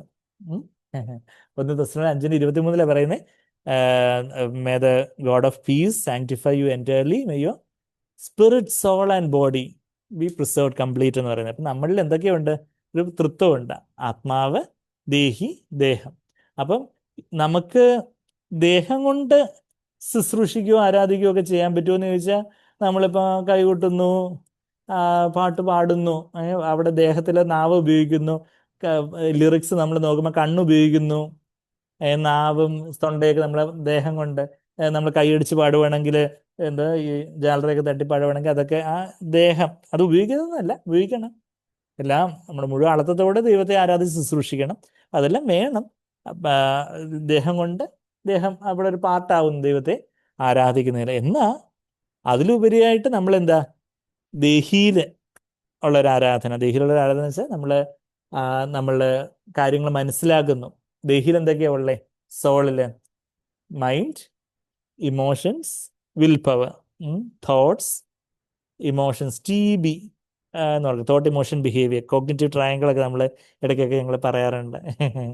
അപ്പൊ ചിന്തകൾ, നമ്മളുടെ വികാരങ്ങൾ, തോന്നലുകൾ, നമ്മൾ തീരുമാനം എടുക്കാനുള്ള കഴിവ്, തീരുമാനം എടുക്കാനുള്ള കഴിവ് ആണ് ബിഹേവിയറായിട്ട്, സ്വഭാവമായിട്ട് റിഫ്ലക്റ്റ് ചെയ്യുന്നത്. അപ്പം അതാണ് നമ്മുടെ സോൾ. അപ്പം നമ്മുടെ നമ്മൾ ആരാധിക്കുകയും ശുശ്രൂഷിക്കുകയും ചെയ്യുമ്പം അതും ഇൻവോൾവ് ആകുന്നു തീർച്ചയായിട്ടും. എന്താ നമ്മൾ ഇപ്പോൾ ഒരു പാട്ട് പാടുമ്പോൾ യാഹേ നീ എൻ ദൈവം, ഓ യഹോവയായ കർത്താവാണ് എൻ്റെ ദൈവം, ഞാനത് മനസ്സിലാകുന്നു. വീരഭൂമാൻകളിൽ പോർക്കളത്തിൽ എന്നൊക്കെ പറയുമ്പോൾ ചില വാക്കുകൾ, കട്ടിയുള്ള വാക്കുകൾ, എന്ത് വീരഭൂമാൻകൾ ആരാ എന്നൊക്കെ നമുക്ക് ചിലപ്പോൾ തോന്നിയാൽ പോലും എന്നാലും ആരോ അവിടെ വീട് കിടക്കുന്നു പോർക്കളത്തിൽ എന്നൊക്കെ നമുക്ക് മനസ്സിലാവും. അപ്പം ആ ഒരു ദേഹിയിലും കുറച്ചൊക്കെ ഏറെക്കുറെയൊക്കെ അർത്ഥം മനസ്സിലാക്കി നമ്മൾ പാടുന്നത് അല്ലേ. ഇനിയിപ്പോൾ ചില കാര്യങ്ങളൊക്കെ പൂർണ്ണമായിട്ട് ഇപ്പോൾ പൂർണ്ണമായിട്ട് മനസ്സിലാക്കി ചിലപ്പോൾ ഡിക്ഷണറി ഒക്കെ എടുത്ത് നോക്കേണ്ടി വരും, നമ്മുടെ പല പഴയ മലയാള പദങ്ങളൊക്കെ അറിയാൻ. അപ്പം നമ്മൾ കാര്യങ്ങൾ മനസ്സിലാക്കി ആ ഒരു വാക്കുകളുടെ അർത്ഥം മനസ്സിലാക്കുന്നു. പിന്നെന്താ, നമ്മൾ ഇമോഷൻസ് സ്റ്റേർഡപ്പ് ആവുന്നു. കർത്താവിൻ്റെ ക്രൂസിലെ സ്നേഹത്തെക്കുറിച്ചൊക്കെ നമ്മൾ കേൾക്കുമ്പോൾ നമ്മുടെ ഇമോഷൻസ് സ്റ്റേർഡപ്പ് ആവുന്നു. അത് നല്ല കാര്യം തന്നെ. നമുക്ക് ഒരു ഗദ്ഗതവും കരച്ചിലും ഒക്കെ വരുന്നു കർത്താവിൻ്റെ സ്നേഹത്തെക്കുറിച്ചൊക്കെ നമ്മൾ പാടുമ്പോൾ. അപ്പം ഇമോഷൻസ്. പിന്നെ പക്ഷെ അതും എന്താ ദേഹിയുടെ തലത്തിലേ എത്തിയിട്ടുള്ളൂ.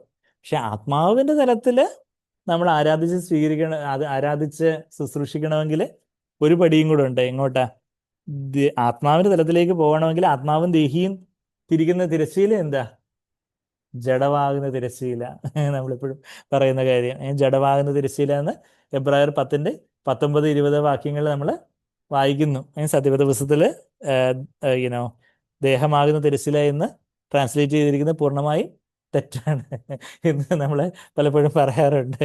അത് വീണ്ടും വീണ്ടും ഇടയ്ക്കൊക്കെ പറയുന്നത് വെച്ചാൽ പുതിയതായിട്ടുള്ള ആൾക്കാരും ഒക്കെ ജോയിൻ ചെയ്യുന്നുണ്ടായിരിക്കും. അപ്പം അതുകൊണ്ട് കേട്ടിട്ടുള്ളവർക്ക് ഈ സാധനം എപ്പോഴും പൂർണ്ണമായും തെറ്റാണെന്ന് പറയുന്നത് എന്താണെന്ന് വെച്ചാൽ പുതിയതായിട്ടുള്ള ആൾക്കാരും ഒക്കെ ഉള്ളത് കൊണ്ട് വെച്ചാൽ അവിടെ ദേഹമാകുന്ന തിരശ്ശീല എന്നല്ല, അവിടെ എബ്രായർ 10:19-20 വേണ്ട സാക്സ് എന്ന് പറഞ്ഞ ഗ്രീക്ക് പദം ജഡമാകുന്ന തിരശ്ശീല എന്ന് പറഞ്ഞാൽ, ജഡം എന്ന് പറഞ്ഞാൽ നമ്മുടെ സ്വന്തം ഇഷ്ടം. കർത്താവിനും ഒരു സ്വന്തം ഇഷ്ടം ഉണ്ടായിരുന്നു. കർത്താവ് അത് ചീന്തിയാണ് പിതാവിനെ ആത്മാവിൽ ആരാധിച്ച് ശുശ്രൂഷിച്ചത്.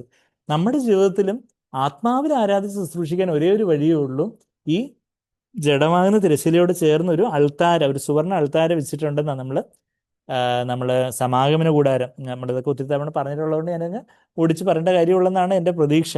എന്താ, സമാഗമന കൂടാരത്തിലാണ് അതിവിശുദ്ധ സ്ഥലം, വിശുദ്ധ സ്ഥലം, പ്രാകാരം. ആ അതിവിശുദ്ധ സ്ഥലം എന്തിന് കറസ്പോണ്ടിങ്?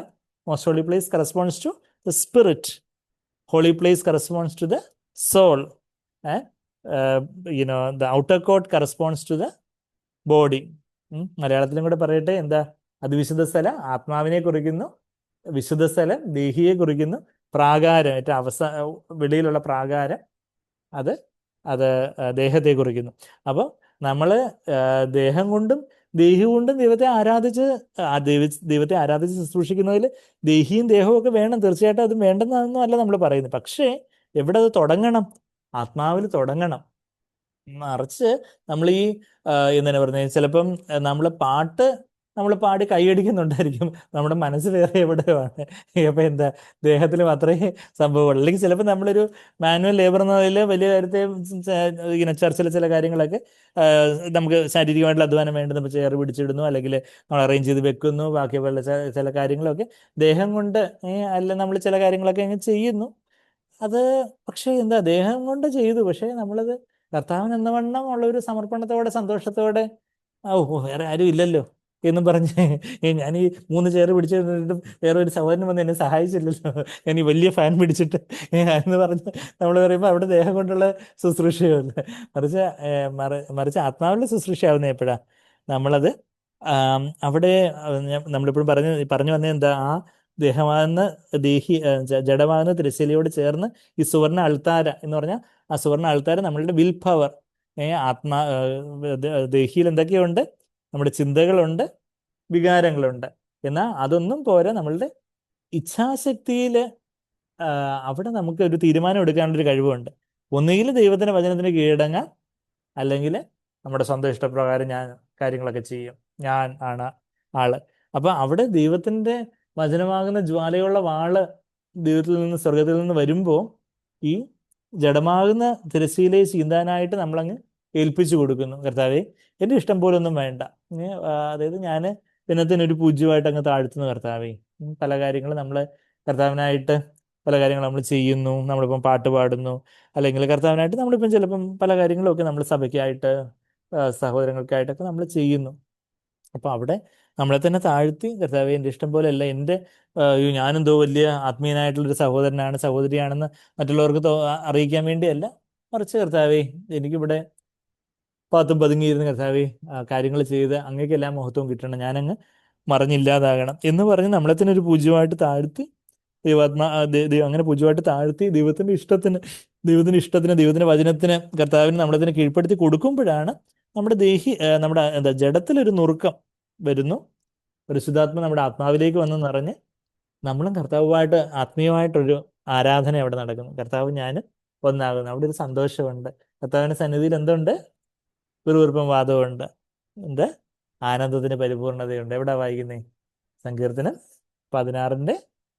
16:11 വാക്യം, Psalm 16:11. അപ്പൊ നോട്ട്ബുക്ക് എടുത്ത് എല്ലാവരും എഴുതണം, ജോഹാൻ മോനും. ഓക്കെ, Psalm 16:11 എന്താ പറയുന്നത്? In his presence, in Jesus presence is the fullness of joy. അപ്പൊ കർത്താവിന്റെ സന്നിധിയിൽ നമ്മൾ യഥാർത്ഥത്തിൽ ആത്മാവിൽ ആരാധിക്കുന്നതിന്റെ തെളിവ് എന്താ? സാക്ബർ പലപ്പോഴും പറയാറുണ്ട്, ബെറിനോട് തന്നെ പറയുന്ന ഒരു റൂളുണ്ട്. എന്ന് പറഞ്ഞാല്, whenever I don't have the fullness of joy, understand that you are not in the presence of God. അപ്പൊ എപ്പോഴാ കർത്താവിന്റെ സന്നിധിയിൽ ആരാധിച്ച് ശുശ്രൂഷിക്കുക എന്ന് പറയുമ്പോൾ അവിടെ ഒരു സന്തോഷത്തിന് പൂർണ്ണതയുണ്ടോ? കർത്താവിന്റെ സന്നിധി നമ്മുടെ വികാരത്തിൽ എന്തെങ്കിലും ഒരു സന്തോഷം, ഒരു ഇളക്കപ്പെരുപ്പം ഉണ്ടോ എന്നുള്ളതല്ല, മറിച്ച് ആത്മാവില് കർത്താവുമായിട്ടുള്ള ഒരു വണ്ണസ്, അവിടെയുള്ള ഒരു സന്തോഷം, ഒരു സമാധാനം, ഒരു സ്വസ്ഥത. അങ്ങനെയുള്ള ഒരു സ്വസ്ഥതയിൽ പരിശുദ്ധാത്മാവ് തരുന്ന ഭാരത്തിനനുസരിച്ച്, പ്രേരണയ്ക്കനുസരിച്ച് ഞാൻ ചില കാര്യങ്ങൾ ചിന്തിക്കുന്നു, പ്രാർത്ഥിക്കുന്നു, ദൈവം പറയുന്ന ചില കാര്യങ്ങൾ ചെയ്യുന്നു, ദൈവം ഏൽപ്പിക്കുന്ന ചില കാര്യങ്ങൾ നമ്മൾ സാക്ഷ്യമായിട്ടോ വചനമായിട്ടോ ഒക്കെ നമ്മൾ പറയുന്നു. അപ്പോൾ എന്താ നമ്മൾ ചെയ്യുന്നേ? നമ്മൾ ആത്മാവിൽ ആരാധിച്ച് ശുശ്രൂഷിക്കുകയോ ചെയ്യുന്നത്. ലാത്രുവോ എൻ ന്യൂമ. എവിടാ? ഈ എന്യൂമ എന്നൊക്കെ പറഞ്ഞാൽ അന്യഭാഷ എന്നാലും വിചാരിക്കരുത്. നമുക്ക് ഇല്ല, നമ്മൾ പുതുതായിട്ട് കേൾക്കുന്നവർക്ക് ചിലപ്പോൾ അന്യഭാഷയുടെ തോന്നത്തുള്ളൂ. എന്താ ന്യൂമ എന്ന് പറഞ്ഞാൽ, ന്യൂമോണിയ എന്ന് പറഞ്ഞാൽ ലങ്സിനെ ബാധിക്കുന്ന അസുഖമാണ് നമുക്കറിയാം. ന്യൂമ എന്ന് പറഞ്ഞാൽ ശ്വാസമെന്നും ആത്മാവെന്നും കാറ്റെന്നും ഒക്കെ അർത്ഥമുള്ള ഉള്ള ഗ്രീക്ക് വാക്കാം. റുവാഹ് അല്ലെങ്കിൽ റുഹ എന്നൊക്കെ, പരിശുദ്ധ റുഹ എന്നൊക്കെ ഇങ്ങനെ പാരമ്പര്യ ക്രിസ്ത്യാനികളൊക്കെ അവരിങ്ങനെ പരിശുദ്ധ റുഹാക്ക് എന്നൊക്കെ പറയും തോന്നുന്നു. സുറിയാനി എന്ന് പറയുന്നതായിരിക്കും. റുവാഹ് എന്ന് പറഞ്ഞൊരു എബ്രായ പദവ, ഈ കാറ്റ്, ശ്വാസം, ആത്മാവ് എന്നൊക്കെ ഉള്ള അർത്ഥം. അതിന്റെ ഗ്രീക്ക് വാക്കാണ് ന്യൂമ. അപ്പൊ എൻ എന്ന് പറഞ്ഞാൽ ഇൻ, ഇ എൻ ആണ് in. In the spirit I worship and serve the Lord in the spirit. ഇപ്പൊ യേശുവിനെ ഞാൻ ആത്മാവില് അത് ശരിക്കും പറഞ്ഞാൽ, അപ്പൊ അങ്ങനെയുള്ള ആത്മാവിലുള്ള ഒരു ആരാധിച്ച് ശുശ്രൂഷിക്കുന്നത് എപ്പോഴും ഭയങ്കര ഒരു സന്തോഷമുള്ള കാര്യമാണ്. ഞാൻ കർത്താവിൻ്റെ ശുശ്രൂഷയിലായിട്ട് ഇത്ര വർഷങ്ങളായി, പക്ഷെ എന്നെ ആരും സപ്പോർട്ട് ചെയ്തില്ല, അതുകൊണ്ട് ഞാനിങ്ങനെ വളരെ പരിതപിച്ച്, ഞാനിങ്ങനെ അരിഷ്ടനായിട്ട് എല്ലാവരോടും പരാതിയും പെറുവീർപ്പും കയ്പുമായിട്ട് ബാക്കിയുള്ള ദൈവ വേലക്കാരുമായിട്ടൊന്നും ഭയങ്കര ഉടക്കും പ്രശ്നക്കാരനുമായിട്ടൊക്കെ. അപ്പം ഇദ്ദേഹം ഇത്രയും വർഷങ്ങൾ നമ്മളാരെയും കല്ലെറിയാനോ ഞാൻ ആരെയും പെർട്ടിക്കുലറായിട്ട് പറയുന്നതല്ല, പക്ഷെ പലപ്പോഴും ക്രിസ്തീയ കുളത്തിൽ തന്നെ ഒത്തിരി വർഷങ്ങളായിട്ട് പലരും ശുശ്രൂഷിക്കുന്നു എന്ന് പറയുന്നു. പക്ഷെ അവരുടെ ജീവിതത്തിൽ അതിന് തക്കവണ്ണമുള്ള ഒരു സന്തോഷമോ ഒരു സമാധാനമോ ഒരു പ്രസരിപ്പോ അങ്ങനെയുള്ളത് കാണുന്നില്ല. പക്ഷെ പലപ്പോഴും അത് പരാതിയും പെറുവീർപ്പും ഭയങ്കര അധികാരമോഹവും ഭയങ്കര മറ്റുള്ളവരെ ഇടിച്ചു താഴ്ത്തലും അതുപോലുള്ള പല പൊളിറ്റിക്സും കാര്യങ്ങളൊക്കെ കാണുമ്പോൾ ഇവര് ഇത്രയും വർഷങ്ങൾ ദൈവത്തെയാണ് ശുശ്രൂഷിച്ചത്, അതോ ഇവരെ തന്നെയാണ് ശുശ്രൂഷിച്ചത് എന്ന് നമുക്ക് തോന്നിപ്പോകും. അത് തോന്നുന്നതിന് തെറ്റില്ല. എന്ന് വെച്ചാൽ നമ്മളാരും കല്ലെറിയാൻ വേണ്ടിയല്ല. നമ്മൾ ദൈവത്തിന്റെ കരുണയാൽ ദൈവം നമുക്ക് എന്തെങ്കിലും കുറച്ച് വെളിച്ചം തന്നിട്ടുണ്ടെങ്കിൽ കർത്താവിന് സ്തോത്രം. പക്ഷേ വേറെ ആരും കല്ലെറിയാനല്ല, മറിച്ച് നമുക്ക് വിവേചിക്കാം. എന്ന് വെച്ചാൽ യഥാർത്ഥത്തിൽ ആത്മാവിൽ ആരാധിച്ച് ശുശ്രൂഷിക്കുന്ന ഒരാൾ ശുശ്രൂഷിക്കും തോറും അവന് അത് ഭയങ്കര എക്സൈറ്റ്മെന്റ് ആയിരിക്കും. കർത്താവിനെ ശുശ്രൂഷിക്കുന്ന കാര്യത്തിൽ അതിനൊരു മടുപ്പില്ല. A godly man's life is exciting. Reference Provs 14:14. ഒന്ന് എടുത്തു നോക്കാം. നമ്മൾ ഈ കുറച്ച് മാസങ്ങൾ മുമ്പ് നമ്മൾ എടുത്തായിരുന്നു. സദൃശ്യവാക്യം 14:14. അതൊക്കെ വായിച്ച് നമുക്ക് പതുക്കെ അത് വലിയൊരു I serve in my spirit എന്നുള്ള ആ ഒരു പദപ്രയോഗം അത് വലിയൊരു ഇനിയിപ്പോ ഇനിയൊരു എത്ര നമ്മൾ പറഞ്ഞാലും തീരാത്ത എത്ര ആഴത്തിലുള്ള ഒരു കാര്യമാണ് അത്. എന്നാൽ നമ്മുടെ ജീവിതത്തിൽ നമ്മളത് അനുഭവം ആയാലേ നമുക്കത് ഇത് കത്തത്തുള്ളൂ. സദൃശ്യവാക്യം 14:14. ഹൃദയത്തിൽ വിശ്വാസത്യാഗമുള്ളവന് തൻ്റെ നടപ്പിൽ മടുപ്പ് വരും. നമ്മൾ വിശ്വാസത്യാഗമൊക്കെ ആയിട്ട് ബാക്ക് സ്ലൈഡ് ചെയ്താൽ backslider in heart will have his fill of his own ways. അവന് ഹൃദയത്തിൽ ഒരു മടുപ്പായിരിക്കും, ഒരു അവൻ്റെതായ വഴികളിൽ പോവുക ബാക്ക് സ്ലൈഡർ. എന്നാൽ നല്ല മനുഷ്യനോ തൻ്റെ പ്രവൃത്തിയാൽ തന്നെ തൃപ്തി വരും. But a good man will be satisfied with his. അതിൻ്റെ ലിവിങ് ബൈബിളിലെ പാരഫ്രൈസ് ആണ് a godly man, the life of a godly man is exciting. അത് a good man will be satisfied with his. നമ്മളുടെ ജീവിതത്തിൻ്റെ പോക്കിനെ കുറിച്ച് നമുക്ക് ശരിയാണ്, ഇനിയും ആത്മീയമായിട്ട് ഇനിയും കർത്താവിനോട് ഒത്തിരി നമ്മൾ ഉയരാനുണ്ട്. There is a dissatisfaction in that sense. എന്നാൽ ദർ ഇസ് എ സാറ്റിസ്ഫാക്ഷൻ. കർത്താവ് ഇത്രയെല്ലാം നടത്തി, ഇവയെല്ലാം നന്നായിട്ട് ചെയ്തു, കർത്താവിൻ്റെ കരുണ. അത് സാഗ്ബി പറയുന്നത് ഡിസാറ്റിസ്ഫൈഡ് സാറ്റിസ്ഫാക്ഷൻ എന്ന് പറഞ്ഞാൽ പക്ഷേ ഒരു ഡിസാറ്റിസ്ഫാക്ഷൻ ഉണ്ട്. ഇനിയും എനിക്ക് കർത്താവിൻ്റെ ഉന്നതമായിട്ടുള്ള പരമോന്നത വിളിയിലേക്ക് ഞാൻ ഇനിയും പിടിക്കാമോ എന്ന് വെച്ചാൽ ആയിരുന്നേ ഉള്ളൂ. എന്നാൽ ഇത്രയൊക്കെ ദൈവം ചെയ്ത കാര്യങ്ങളോ അതിനെക്കുറിച്ച് കർത്താവെ അവിടെ നിന്നല്ല ചെയ്തല്ലോ, ഇത്രത്തോളം ഭൗതികമായിട്ടുള്ള കാര്യങ്ങളെക്കുറിച്ചൊക്കെ നമുക്കൊരു സാറ്റിസ്ഫാക്ഷൻ ഉണ്ട്.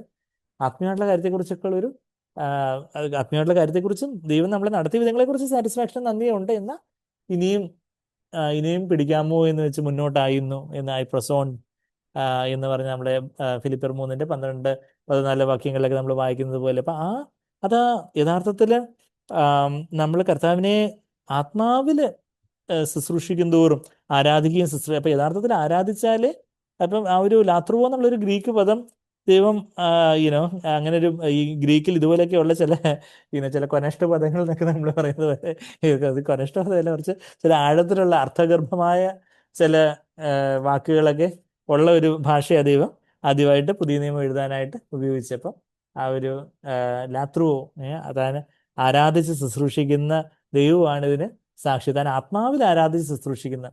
അപ്പം നമ്മളുടെ ജീവിതത്തിൽ നമ്മൾ ഓരോ കാര്യങ്ങളും എങ്ങനെ എപ്പോഴാണ് നമ്മൾ ആരാധിക്കേണ്ടത്? ഞായറാഴ്ച എല്ലാവരും കൂടെ വന്ന് പാട്ടുപാടി സ്തോത്രം എന്ന് പറയുമ്പം ഉള്ള എന്തെങ്കിലും അത് ശരിക്കും പറഞ്ഞാൽ നമ്മളിന്ന് സ്തോത്രം ചെയ്ത് നന്ദി പറയുന്നു.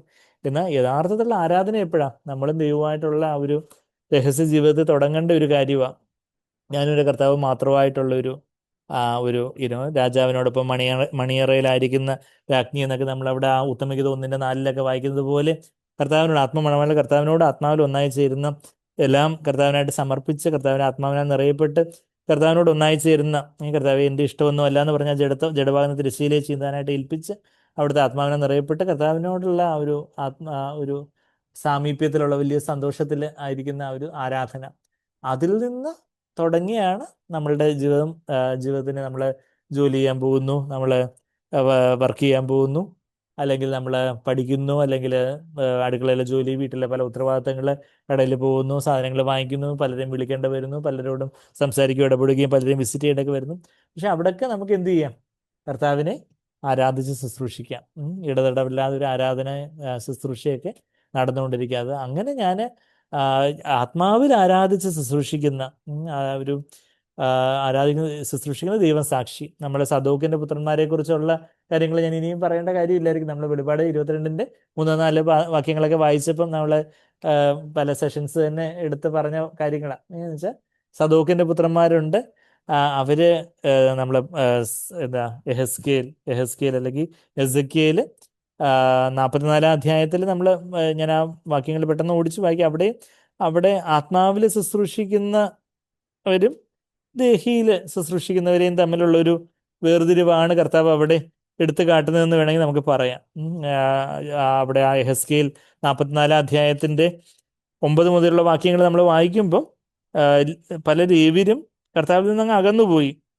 അത് ആ 10ാമത്തെ വാക്യത്തിലൊക്കെ നമ്മൾ വായിക്കുന്നത്. എന്നാൽ സാദോക്കിന്റെ പുത്രന്മാർ, ദ സൺസ് ഓഫ് സാഡക്, അവര് അവരെ അവർക്ക് ശുശ്രൂഷ ചെയ്യേണ്ടത്, you know they shall stand before them to minister them. ലേവ്യരുടെ കാര്യം പറയുമ്പോൾ 11ാമത്തെ വാക്യത്തിൽ. എന്നാൽ 13ാമത്തെ വാക്യത്തിൽ എന്താ, അവര് എന്താണ് പറഞ്ഞേ, ഈ ലേവ്യരൊന്നും എൻ്റെ അടുത്തേക്കൊന്നും വന്നേക്കരുത്, അവര് അവിടെ നിന്ന് ജനങ്ങളെയൊക്കെ അങ്ങ് ശുശ്രൂഷിച്ചു.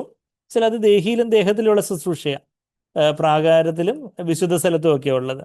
എന്നാൽ 15ാമത്തെ വാക്യത്തിൽ ഇസ്രായേൽ മക്കൾ എന്നെ വിട്ട് തെറ്റിപ്പോയ കാലത്ത്, നമ്മളെവിടെ ഉള്ള എഹെസ്കേൽ 44:15, ഇസ്രായേൽ മക്കൾ എന്നെ വിട്ട് തെറ്റിപ്പോയ കാലത്ത് എൻ്റെ വിശുദ്ധ മന്ദിരത്തിൻ്റെ കാര്യവിചാരണ നടത്തിയിരുന്ന സാദോക്കിന്റെ പുത്രന്മാർ ലേവ്യ പുരോഹിതന്മാർ, അത് കഴിഞ്ഞിട്ട് ഒരു ആശ്ചര്യചിഹ്നമാ, എനിക്ക് ശുശ്രൂഷ ചെയ്യേണ്ടതിന് എന്നോട് അടുത്ത് വരികയും മേധസ്സും രക്തവും എനിക്ക് അർപ്പിക്കേണ്ടതിന് എൻ്റെ മുമ്പാകെ നിൽക്കുകയും വേണം എന്ന് യഹോവയായ കർത്താവിൻ്റെ അരുളപ്പാട്. ഇപ്പം ബാക്കിയുള്ളവരൊക്കെ നിങ്ങളവിടെ പുറത്ത് മനുഷ്യരുടെ മാനമല്ലേ നിങ്ങൾക്ക് അല്ലെങ്കിൽ തന്നെ വേണ്ട, നിങ്ങൾ മനുഷ്യരുടെ മാനം അങ്ങ് അവളും എടുത്തു, മനുഷ്യരെ ചെന്നങ്ങ് ശുശ്രൂഷിച്ചു.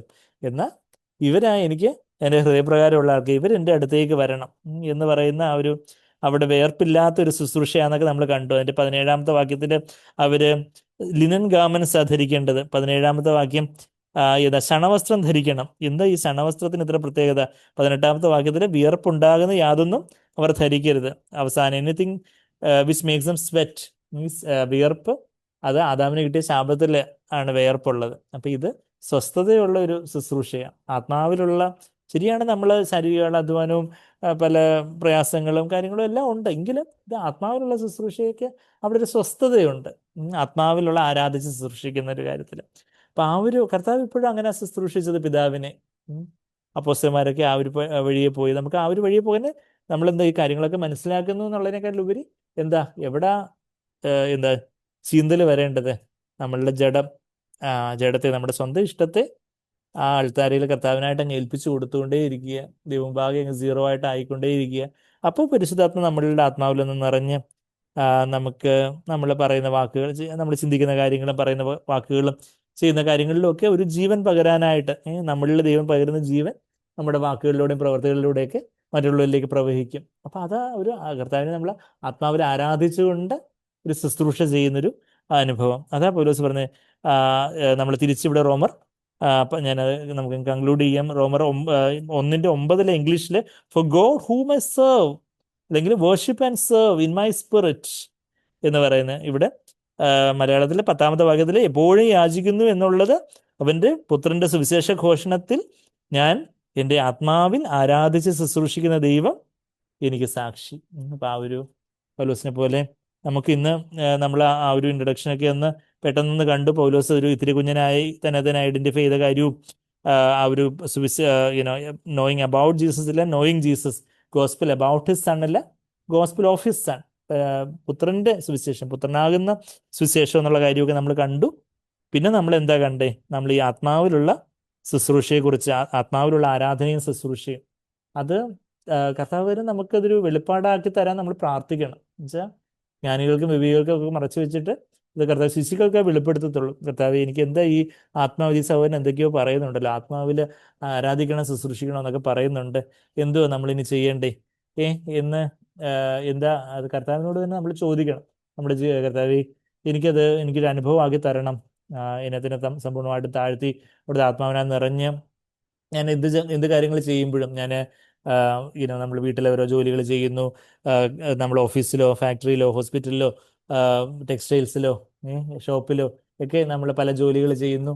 അപ്പോൾ അവിടെയൊക്കെ ജോലി ചെയ്യുമ്പോഴും കർത്താവിനോടുള്ള ആത്മാവിലുള്ളൊരു ഒരു അടുപ്പത്തോടെ ഒരു ദൈവഭാഗ്യ ഒരു പൂജ്യമായിട്ട് കർത്താവിനോടുള്ള സ്നേഹത്തിൽ കർത്താവിന് എന്നവണ്ണം ചെയ്യുന്ന ഒരു ആത്മാവിലെ ശുശ്രൂഷ, ആ ഒരു കാര്യം എല്ലായ്പ്പോഴും അങ്ങേ ആത്മാവിൽ ആരാധിച്ച് ശുശ്രൂഷിക്കുവാൻ എന്നെ സഹായിക്കണമേ എന്നുള്ള ഒരു പ്രാർത്ഥന നമുക്കുണ്ട്. അവിടെ ദൈവം തന്നെ നമുക്ക് ആ കാര്യങ്ങൾ കൂടുതലായിട്ട് വെളിപ്പെടുത്തി തരട്ടെ. നമ്മുടെ ജീവിതത്തിന്റെ ഓരോ മേഖലകളിലും അങ്ങനെ ആരാധിച്ച് ശുശ്രൂഷിക്കുന്നവരാകുവാൻ അത് നമ്മൾ ഓരോരുത്തരെയും സഹായിക്കട്ടെ. കർത്താവ് നമ്മളെ എത്രയധികം കരുതുന്നു, അവിടുന്ന് നമ്മളെ എത്രയധികം പോറ്റി പുലർത്തുന്നു എന്നുള്ള കാര്യങ്ങളൊക്കെ നമ്മൾ നന്ദിയോടെ, ഇത്ര വലിയൊരു ദൈവത്തെയാണ് നമുക്ക് ആരാധിച്ച് ശുശ്രൂഷിക്കാനായിട്ട് കർത്താവ് ആയിരിക്കുന്നത്. ഇത്രയും വലിയൊരു ദൈവത്തെ നമ്മൾ ആരാധിച്ച് ശുശ്രൂഷിക്കാനായിട്ടുള്ളത്. സ്വർഗസിംഹാസനത്തിൽ സ്വർഗസിംഹാസനത്തിനായിരിക്കുമ്പോൾ കർത്താവിന് എന്തെല്ലാം കാര്യങ്ങൾ ഓർക്കാനുണ്ട്, എന്തെല്ലാം വലിയ വലിയ കാര്യങ്ങൾ ഓർക്കാനുണ്ട്. എന്നാൽ കർത്താവ് ആരെയാ ഓർത്ത് കനിഞ്ഞിടുന്നത്? എന്നെ ഓർത്ത് എന്നിൽ കനിഞ്ഞ് എന്നെ ഓർത്തിടുന്നു. മാതാപിതാക്കളും വീടും ധനങ്ങളും വസ്തുസുഖങ്ങളും എല്ലാം എല്ലാം എല്ലാം കർത്താവ് തന്നെയാണ് എനിക്ക്. ഇന്ന് വരെ എന്നെ പോറ്റി പുലർത്തിയ ദൈവം മതി. ആരും സഹായമായിട്ട് ഇല്ല, എല്ലാവരും കണ്ടും കാണാതെയൊക്കെ പോകുന്നു. സാധു കുഞ്ഞുമദേശത്ത് എഴുതുമ്പോൾ തൻ്റെ ദാരിദ്ര്യത്തിലെ പരിചയക്കാർ പോലും കാണാതെ വണ്ണം മറു സൈഡിലേക്ക് വഴി മാറി നടന്ന അങ്ങനെയൊക്കെയുള്ള കാര്യങ്ങളൊക്കെ, അനുഭവകഥകളൊക്കെ നമ്മൾ കേട്ടിട്ടുണ്ട്. ലോകത്തിലെ മനുഷ്യർ അങ്ങനെ കണ്ടും കാണാതെയൊക്കെ പോകും. എന്നാൽ എനിക്ക് വാനിൽ ഒരു സഹായകനുണ്ട്, എന്നെ പുലർത്തുന്ന പിതാവുണ്ട്. ഇത്ര വലിയൊരു ദൈവത്തെയാണ് നാം ആരാധിച്ച് ശുശ്രൂഷിക്കാനായിട്ട് നമുക്കുള്ളത്. ആ വലിയൊരു ഭാഗ്യാവസ്ഥയെ ഓർത്ത്, കർത്താവിൻ്റെ കരുതലിനെ ഓർത്ത് നമ്മുടെ ഭാരങ്ങളെല്ലാം കർത്താവിന് മുന്നിൽ ഇട്ടുകൊണ്ട് കർത്താവിനെ നോക്കി നമുക്ക് പാടാം. ഇത്ര മഹത്വവാനായൊരു കർത്താവ്, സ്വർഗസിംഹാസനത്തിൽ കൂടാനുകൂടി നക്ഷത്രങ്ങളെയും ഗ്രഹങ്ങളെയും എല്ലാം നിയന്ത്രിക്കുന്ന ആ സർവശക്തൻ, അവിടുന്ന് ഈ ഭൂമിയിലും എന്തെല്ലാം വലിയ വലിയ തീരുമാനങ്ങളും എല്ലാം, എന്തെല്ലാം വലിയ കാര്യങ്ങളെല്ലാം കർത്താവിന് ശ്രദ്ധ ചെലുത്തേണ്ടതായിട്ടുണ്ട്. എന്നാൽ അവിടുന്ന് സ്വർഗസിംഹാസനത്തിൽ എന്നിൽ കനിഞ്ഞ് എന്നെ ഓർത്തിടുന്ന ഒരു കർത്താവ്, ഇത്ര വലിയൊരു സ്നേഹവാനായ സ്വർഗീയ പിതാവ്, ഈ പിതാവിനെ ആരാധിച്ച് ശുശ്രൂഷിക്കുവാനായിട്ട് നമ്മെ വിളിച്ച് വേർതിരിച്ച, സുവിശേഷത്തിനായിട്ട് നമ്മളെ വിളിച്ച് വേർതിരിച്ച കർത്താവ്, പൗലോസ് പറയുന്നത് പോലെ സുവിശേഷത്തിനായിട്ട് എന്നെ വിളിച്ച് വേർതിരിച്ചിരിക്കുന്നു. ഈ കർത്താവിനെ ശുശ്രൂഷിക്കാനായിട്ട് ഈ പിതാവിൻ്റെ പുത്രനായ സ്നേഹവാനായ യേശുവിൻ്റെ സുവിശേഷ ഘോഷണം, യേശുവാകുന്ന സുവിശേഷം ഘോഷിപ്പാനായിട്ട് എന്നെ വിളിച്ച് വേർതിരിച്ചിരിക്കുന്നു. അതിൽ ഞാൻ എൻ്റെ ആത്മാവിൽ ആരാധിച്ച് ശുശ്രൂഷിക്കുന്ന കർത്താവ്.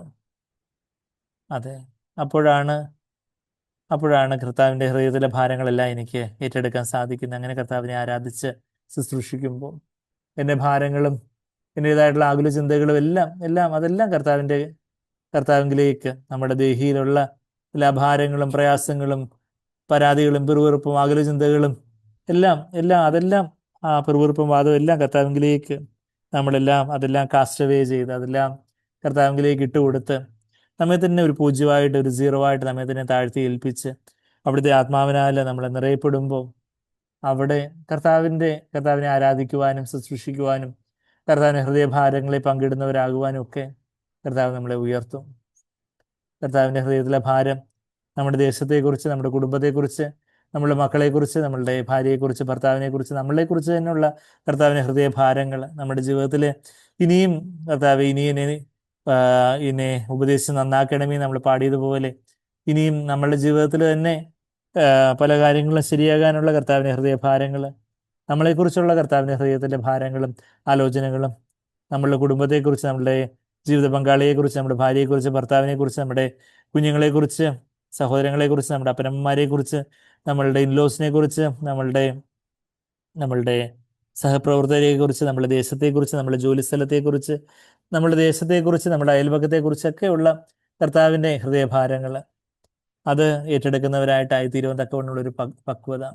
പൗലോസ് പറഞ്ഞതുപോലെ സകല സഭകളെക്കുറിച്ചുള്ള ചിന്താഭാരം അതുമുണ്ട്. ഇതെല്ലാം കൂടാതെ സുവിശേഷത്തിനായിട്ട് ഒരുപാട് കഷ്ടങ്ങളും ചാട്ടവാറടികളും നഗ്നതയും ഉപദ്രവവും പട്ടിണിയും അതുപോലുള്ള വലിയ വലിയ കാര്യങ്ങളെല്ലാം സഹിക്കുന്നതെല്ലാം കൂടാതെ സകല സഭകളെക്കുറിച്ചുള്ള ചിന്താഭാരവും ഉള്ള ദൈവത്തിൻ്റെ ഭാരങ്ങളെ സ്വന്തം ഭാരങ്ങളായിട്ട്, സ്വർഗത്തിൻ്റെ യുദ്ധം സ്വന്തം യുദ്ധമായിട്ട് കരുതുന്നവർ, അങ്ങനെ കർത്താവിൻ്റെ ഭാരങ്ങളെ ഏറ്റെടുക്കുന്നവർ, അങ്ങനെയുള്ളവരാകുവാനാണ് കർത്താവ് നമ്മളെ വിളിച്ചിരിക്കുന്നത്. ഇത്രയും കർത്താവിനെ ആരാധിച്ച് ശുശ്രൂഷിച്ചുകൊണ്ട് എനിക്ക് ഇത്ര ചാട്ടവാറടി കിട്ടി, 39 ചാട്ടവാറടി 5 തവണ കിട്ടി, അതുകൊണ്ട് ഞാനിനി എല്ലാം അടുത്ത്, ഇനിയിപ്പോൾ എല്ലാം ഗുഡ് ബൈ, ഞാൻ എൻ്റെ തർസോസിലെ ബിസിനസ്സുമായിട്ട് ഞാൻ മുമ്പോട്ട് പോകാമെന്നല്ല പൗലോസ് പറയുന്നത്. എന്നാൽ ഇനിയും കർത്താവ് എന്തിനു വേണ്ടിയാണോ എന്നെ പിടിച്ചിരിക്കുന്നത് അത് തന്നെ പിടിക്കാമോ എന്ന് വെച്ച് ഞാൻ മുമ്പോട്ട് ആയുന്നതേ ഉള്ളൂ എന്ന് പറഞ്ഞുകൊണ്ട് അവിടുത്തെ പരിജ്ഞാനത്തിൻ്റെ, കർത്താവിനെ അറിയുന്നതിലുള്ള ആ ശ്രേഷ്ഠത നിമിത്തം ബാക്കിയെല്ലാം ചപ്പും ചവറുമാണ് എന്ന് എണ്ണിക്കൊണ്ട് മുമ്പോട്ട് ഓടുന്ന ആ ഒരു പൗലോസ്, ആ ഒരു ഇത്തിരി കുഞ്ഞനായിട്ട് തന്നെ തന്നെ ഒരു പൂജ്യമായിട്ട് കണ്ട I M A nobody, I M A nobody, ഞാൻ ഇതുമില്ല ഇതുമില്ല എന്ന് വീണ്ടും വീണ്ടും വിളിച്ചു പറയുന്നൊരു ഒരു ഒരു ചെറിയ മനുഷ്യൻ ഇന്ന് ദൈവത്തിന്റെ കണ്ണിൽ എത്ര വലിയൊരു മനുഷ്യൻ. നമുക്ക് ആ ഒരു മാതൃക പിൻപറ്റിക്കൊണ്ട് യേശു കർത്താവ് പിതാവിനെ ആരാധിച്ച് ശുശ്രൂഷിച്ചതുപോലെ ആത്മാവിന്റെ തലത്തിൽ ആരാധിച്ച് ശുശ്രൂഷിക്കാൻ തക്കവണ്ണം നമ്മെ തന്നെ ഒരു ജീവനുള്ള യാഗമായിട്ട് താഴ്ത്തി ഏൽപ്പിച്ച് അവിടുത്തെ ആത്മാവിനെ നിറയപ്പെട്ട് കർത്താവിനെ ആരാധിച്ച് ശുശ്രൂഷിക്കുന്നവരാകുവാൻ, കർത്താവിന്റെ ഭാരങ്ങളെ ഏറ്റെടുക്കുന്നവരാകുവാനും കർത്താവ് നമ്മളെ ഓരോരുത്തരെ സഹായിക്കട്ടെ. നമുക്ക് കർത്താവിനോട് പ്രാർത്ഥിക്കാം. കർത്താവേ, ഇതെല്ലാം എൻ്റെ ജീവിതത്തിലൊരു യാഥാർത്ഥ്യമായിട്ട് അനുഭവമായിട്ട് വെളിപ്പാടാക്കി തീർക്കണമേ നമുക്ക് പ്രാർത്ഥിക്കാം. നമ്മൾ ചെറുപ്പക്കാരായിരിക്കാം, കുഞ്ഞുങ്ങളായിരിക്കാം, എന്നാൽ നമുക്ക് നമ്മളായിരിക്കുന്ന അവസ്ഥയിൽ കർത്താവിനെ നമ്മളെ അതിനായിട്ട് പ്രാപ്തരാക്കാനൊക്കും.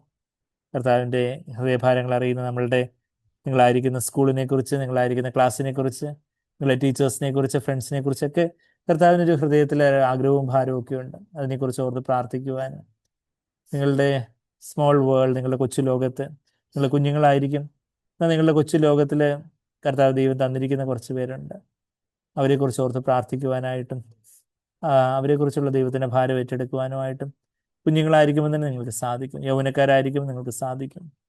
കർത്താവ് നമ്മളെ ഓരോരുത്തരെയും വിളിക്കുന്നു. എൻ്റെ ഭാരം വഹിക്കുവാനായിട്ട് ആരുണ്ട്? എന്നെ ആരാധിക്കുവാനും ശുശ്രൂഷിക്കുവാനും എൻ്റെ മുമ്പാകെ ഇടിവിൽ നിൽക്കുവാനുമായിട്ട് ആരുണ്ട്? ഇതാ അടിയൻ, ഇതാ ഞാൻ റെഡി എന്ന് യേശയ്യാവിനെ പോലെ നമുക്ക് പറയാം. അതിനു മുമ്പാകെ കർത്താവിൻ്റെ ആ ദർശനം കണ്ട്, കർത്താവിൻ്റെ തേജസ്സിനെ കണ്ട് നമ്മൾ എത്ര അതരശുദ്ധിയില്ലാത്തവരാണ്, നമ്മൾ എത്ര അരിഷ്ടന്മാരാണെന്ന് കണ്ട് മുമ്പാകെ നമ്മുടെ ഇല്ലായ്മയെക്കുറിച്ച് നിലവിളിച്ച് അവിടുത്തെ പരിശുദ്ധാത്മാവിൻ്റെ അഭിഷേകം പ്രാപിച്ച് അടിയനിതാ ഞാൻ പോകാം എന്ന് നമുക്ക് പറയാം. സ്നേഹം നിറഞ്ഞ പിതാവേ, ഞങ്ങളെ സഹായിക്കണമെന്ന് പ്രാർത്ഥിക്കുന്ന യേശുവേ, അവിടുന്ന് ഈ ഭൂമിയിലായിരുന്നപ്പോൾ അവിടുന്ന് പിതാവിനെ എങ്ങനെ ആരാധിച്ച് ശുശ്രൂഷിച്ചു, അതുപോലെ തന്നെ കർത്താവേ അതേ ആത്മാവിനാൽ, അതേ പരിശുദ്ധാത്മാവിനാൽ, അതേ നിത്യാത്മാവിനാൽ, അവിടുന്ന് ഏതൊരു നിത്യാത്മാവിനാൽ അങ്ങേ തന്നെ കർത്താവെ കളങ്കമില്ലാതെ, കർത്താവെ നിർദോഷമായിട്ട് അവിടുന്ന് കളങ്കമില്ലാതെ പിതാവിന് മുമ്പാകെ യാഗമായിട്ട് ഏൽപ്പിച്ചു, ശുശ്രൂഷിച്ചു, ആരാധിച്ചു, ശുശ്രൂഷിച്ചു. അതുപോലെ അതേ ആത്മാവിനാൽ, അതേ നിത്യാത്മാവ്, അതേ പരിശുദ്ധാത്മ ഞങ്ങളുടെ ഹൃദയത്തിൽ അവിടുന്ന് പകർന്നിരിക്കുന്നവർ ഞങ്ങളെങ്ങനെ സ്തുതിക്കുന്നു. അങ്ങ് ആരാധിച്ച് ശുശ്രൂഷിച്ചതുപോലെ കർത്താവെ അതേ അളവിലേക്ക് ഞങ്ങൾക്ക് ഒരു ദിവസം കൊണ്ട് എത്തിച്ചേരാൻ പറ്റില്ലെങ്കിലും കർത്താവെ എന്നാൽ ആ ഒരു വർദ്ധിക്കുന്ന ഒരു അളവിൽ അങ്ങനെ അധികമായിട്ട് ആരാധിക്കുകയും ശുശ്രൂഷിക്കുകയും ചെയ്യുവാൻ ഞങ്ങളെ പ്രാപ്തരാക്കണമെന്ന് ഞങ്ങൾ പ്രാർത്ഥിക്കുന്നു. അവിടുത്തെ ഭാരങ്ങളെ വഹിക്കുവാൻ ഞങ്ങളെ കർത്താവെ ആത്മീയ പക്വതയുള്ളവരായിട്ട് കർത്താവ് ആക്കി തീർക്കണമെന്ന് ഞങ്ങൾ പ്രാർത്ഥിക്കുന്നു. സഹായിക്കണമേ എന്ന് പ്രാർത്ഥിക്കുന്നു. ഞങ്ങളെ സഭയായിട്ട് സഹായിച്ചായിട്ട് ഞങ്ങൾ കൂടുതൽ പക്വതയുള്ളവരായിട്ട് കർത്താവെ, ഞങ്ങൾ മെച്ചുറായിട്ട് കർത്താവെ ആ ഒരു ആത്മീയ പിതാക്കന്മാരെ പോലെ കർത്താവെ ആ ഒരു മറ്റുള്ളവരുടെ ഭാരങ്ങൾ ഏറ്റെടുക്കുന്നവരായി തീരുവാൻ, സഭയിൽ തൂണകളായിട്ട് കർത്താവെ സഭയുടെ ഭാരത്തെ വഹിക്കുവാൻ തക്കവണ്ണമുള്ള ഒരു പ്രാപ്തിയുള്ളവരാകുവാൻ ഞങ്ങൾ ഓരോരുത്തരെയും അങ്ങ് സഹായിക്കണം. ഞങ്ങളുടെ ചെറുപ്പക്കാരെയും കുഞ്ഞുങ്ങളെല്ലാം അങ്ങ് സഹായിക്കണമെന്ന് പ്രാർത്ഥിക്കുന്നു. കർത്താവെ അവിടുത്തെ ആത്മാവിനാൽ ഞങ്ങൾ ഓരോരുത്തരും നിറച്ചായിട്ട് അവിടുത്തെ അഗ്നിയാൽ ഞങ്ങൾ അഭിഷേകം ചെയ്തായിട്ട് ഇത് പ്രാർത്ഥിക്കുന്നു. ഞങ്ങളെ തന്നെ സമ്പൂർണ്ണമായിട്ടും താഴ്ത്തി ഏൽപ്പിക്കുന്നു. കർത്താവെ നമുക്ക് ഒരുമിച്ച് കർത്താവിനെ സ്തുതിച്ച് നന്ദി പറയാം. നന്ദി കർത്താവേ, നന്ദി. Hallelujah, hallelujah. Thank you father, thank you Lord for your word. അവിടുത്തെ വചനത്തിനായിട്ട് നന്ദി. അവിടുന്ന് കർത്താവേ അവിടുന്ന് ഞങ്ങളോട് സംസാരിച്ചതിനായിട്ട് നന്ദി. ഞങ്ങളുടെ ജീവിതങ്ങളെ കർത്താവേ നന്നാക്കണമേ ഞങ്ങൾ പ്രാർത്ഥിച്ചതുപോലെ കർത്താവെ അവിടുന്ന് കർത്താവെ ഞങ്ങളെ പിന്നെ റിപ്പയറിനായിട്ട് ഏൽപ്പിച്ചു തരുന്ന കർത്താവെ അവിടുന്ന് തന്നെ ഞങ്ങളെ നന്നാക്കണമേ എന്ന് പ്രാർത്ഥിക്കുന്നു. ഞങ്ങളെ രൂപാന്തരപ്പെടുത്തണമേ, ക്രിസ്തുവിന്റെ സ്വരൂപത്തിലേക്ക് ഞങ്ങളെ അനുരൂപപ്പെടുത്തണമേ എന്ന് പ്രാർത്ഥിക്കുന്നു. ഞങ്ങളിലൂടെയും അവിടുന്ന് എന്തൊക്കെ ചെയ്യാൻ ആഗ്രഹിക്കുന്നു അതെല്ലാം നിവർത്തിക്കണമെന്ന് ഞങ്ങൾ പ്രാർത്ഥിക്കുന്നു. നന്ദി യേശുവേ, നന്ദി. Hallelujah, hallelujah. Thank you father, thank you Jesus. പ്രാർത്ഥന കേട്ടതിനെ സ്തുതിക്കുന്നു. എല്ലാ യേശു കർത്താവിന്റെ വിലയേറിയ മാതിരിയുള്ള നാമത്തിൽ തന്നെ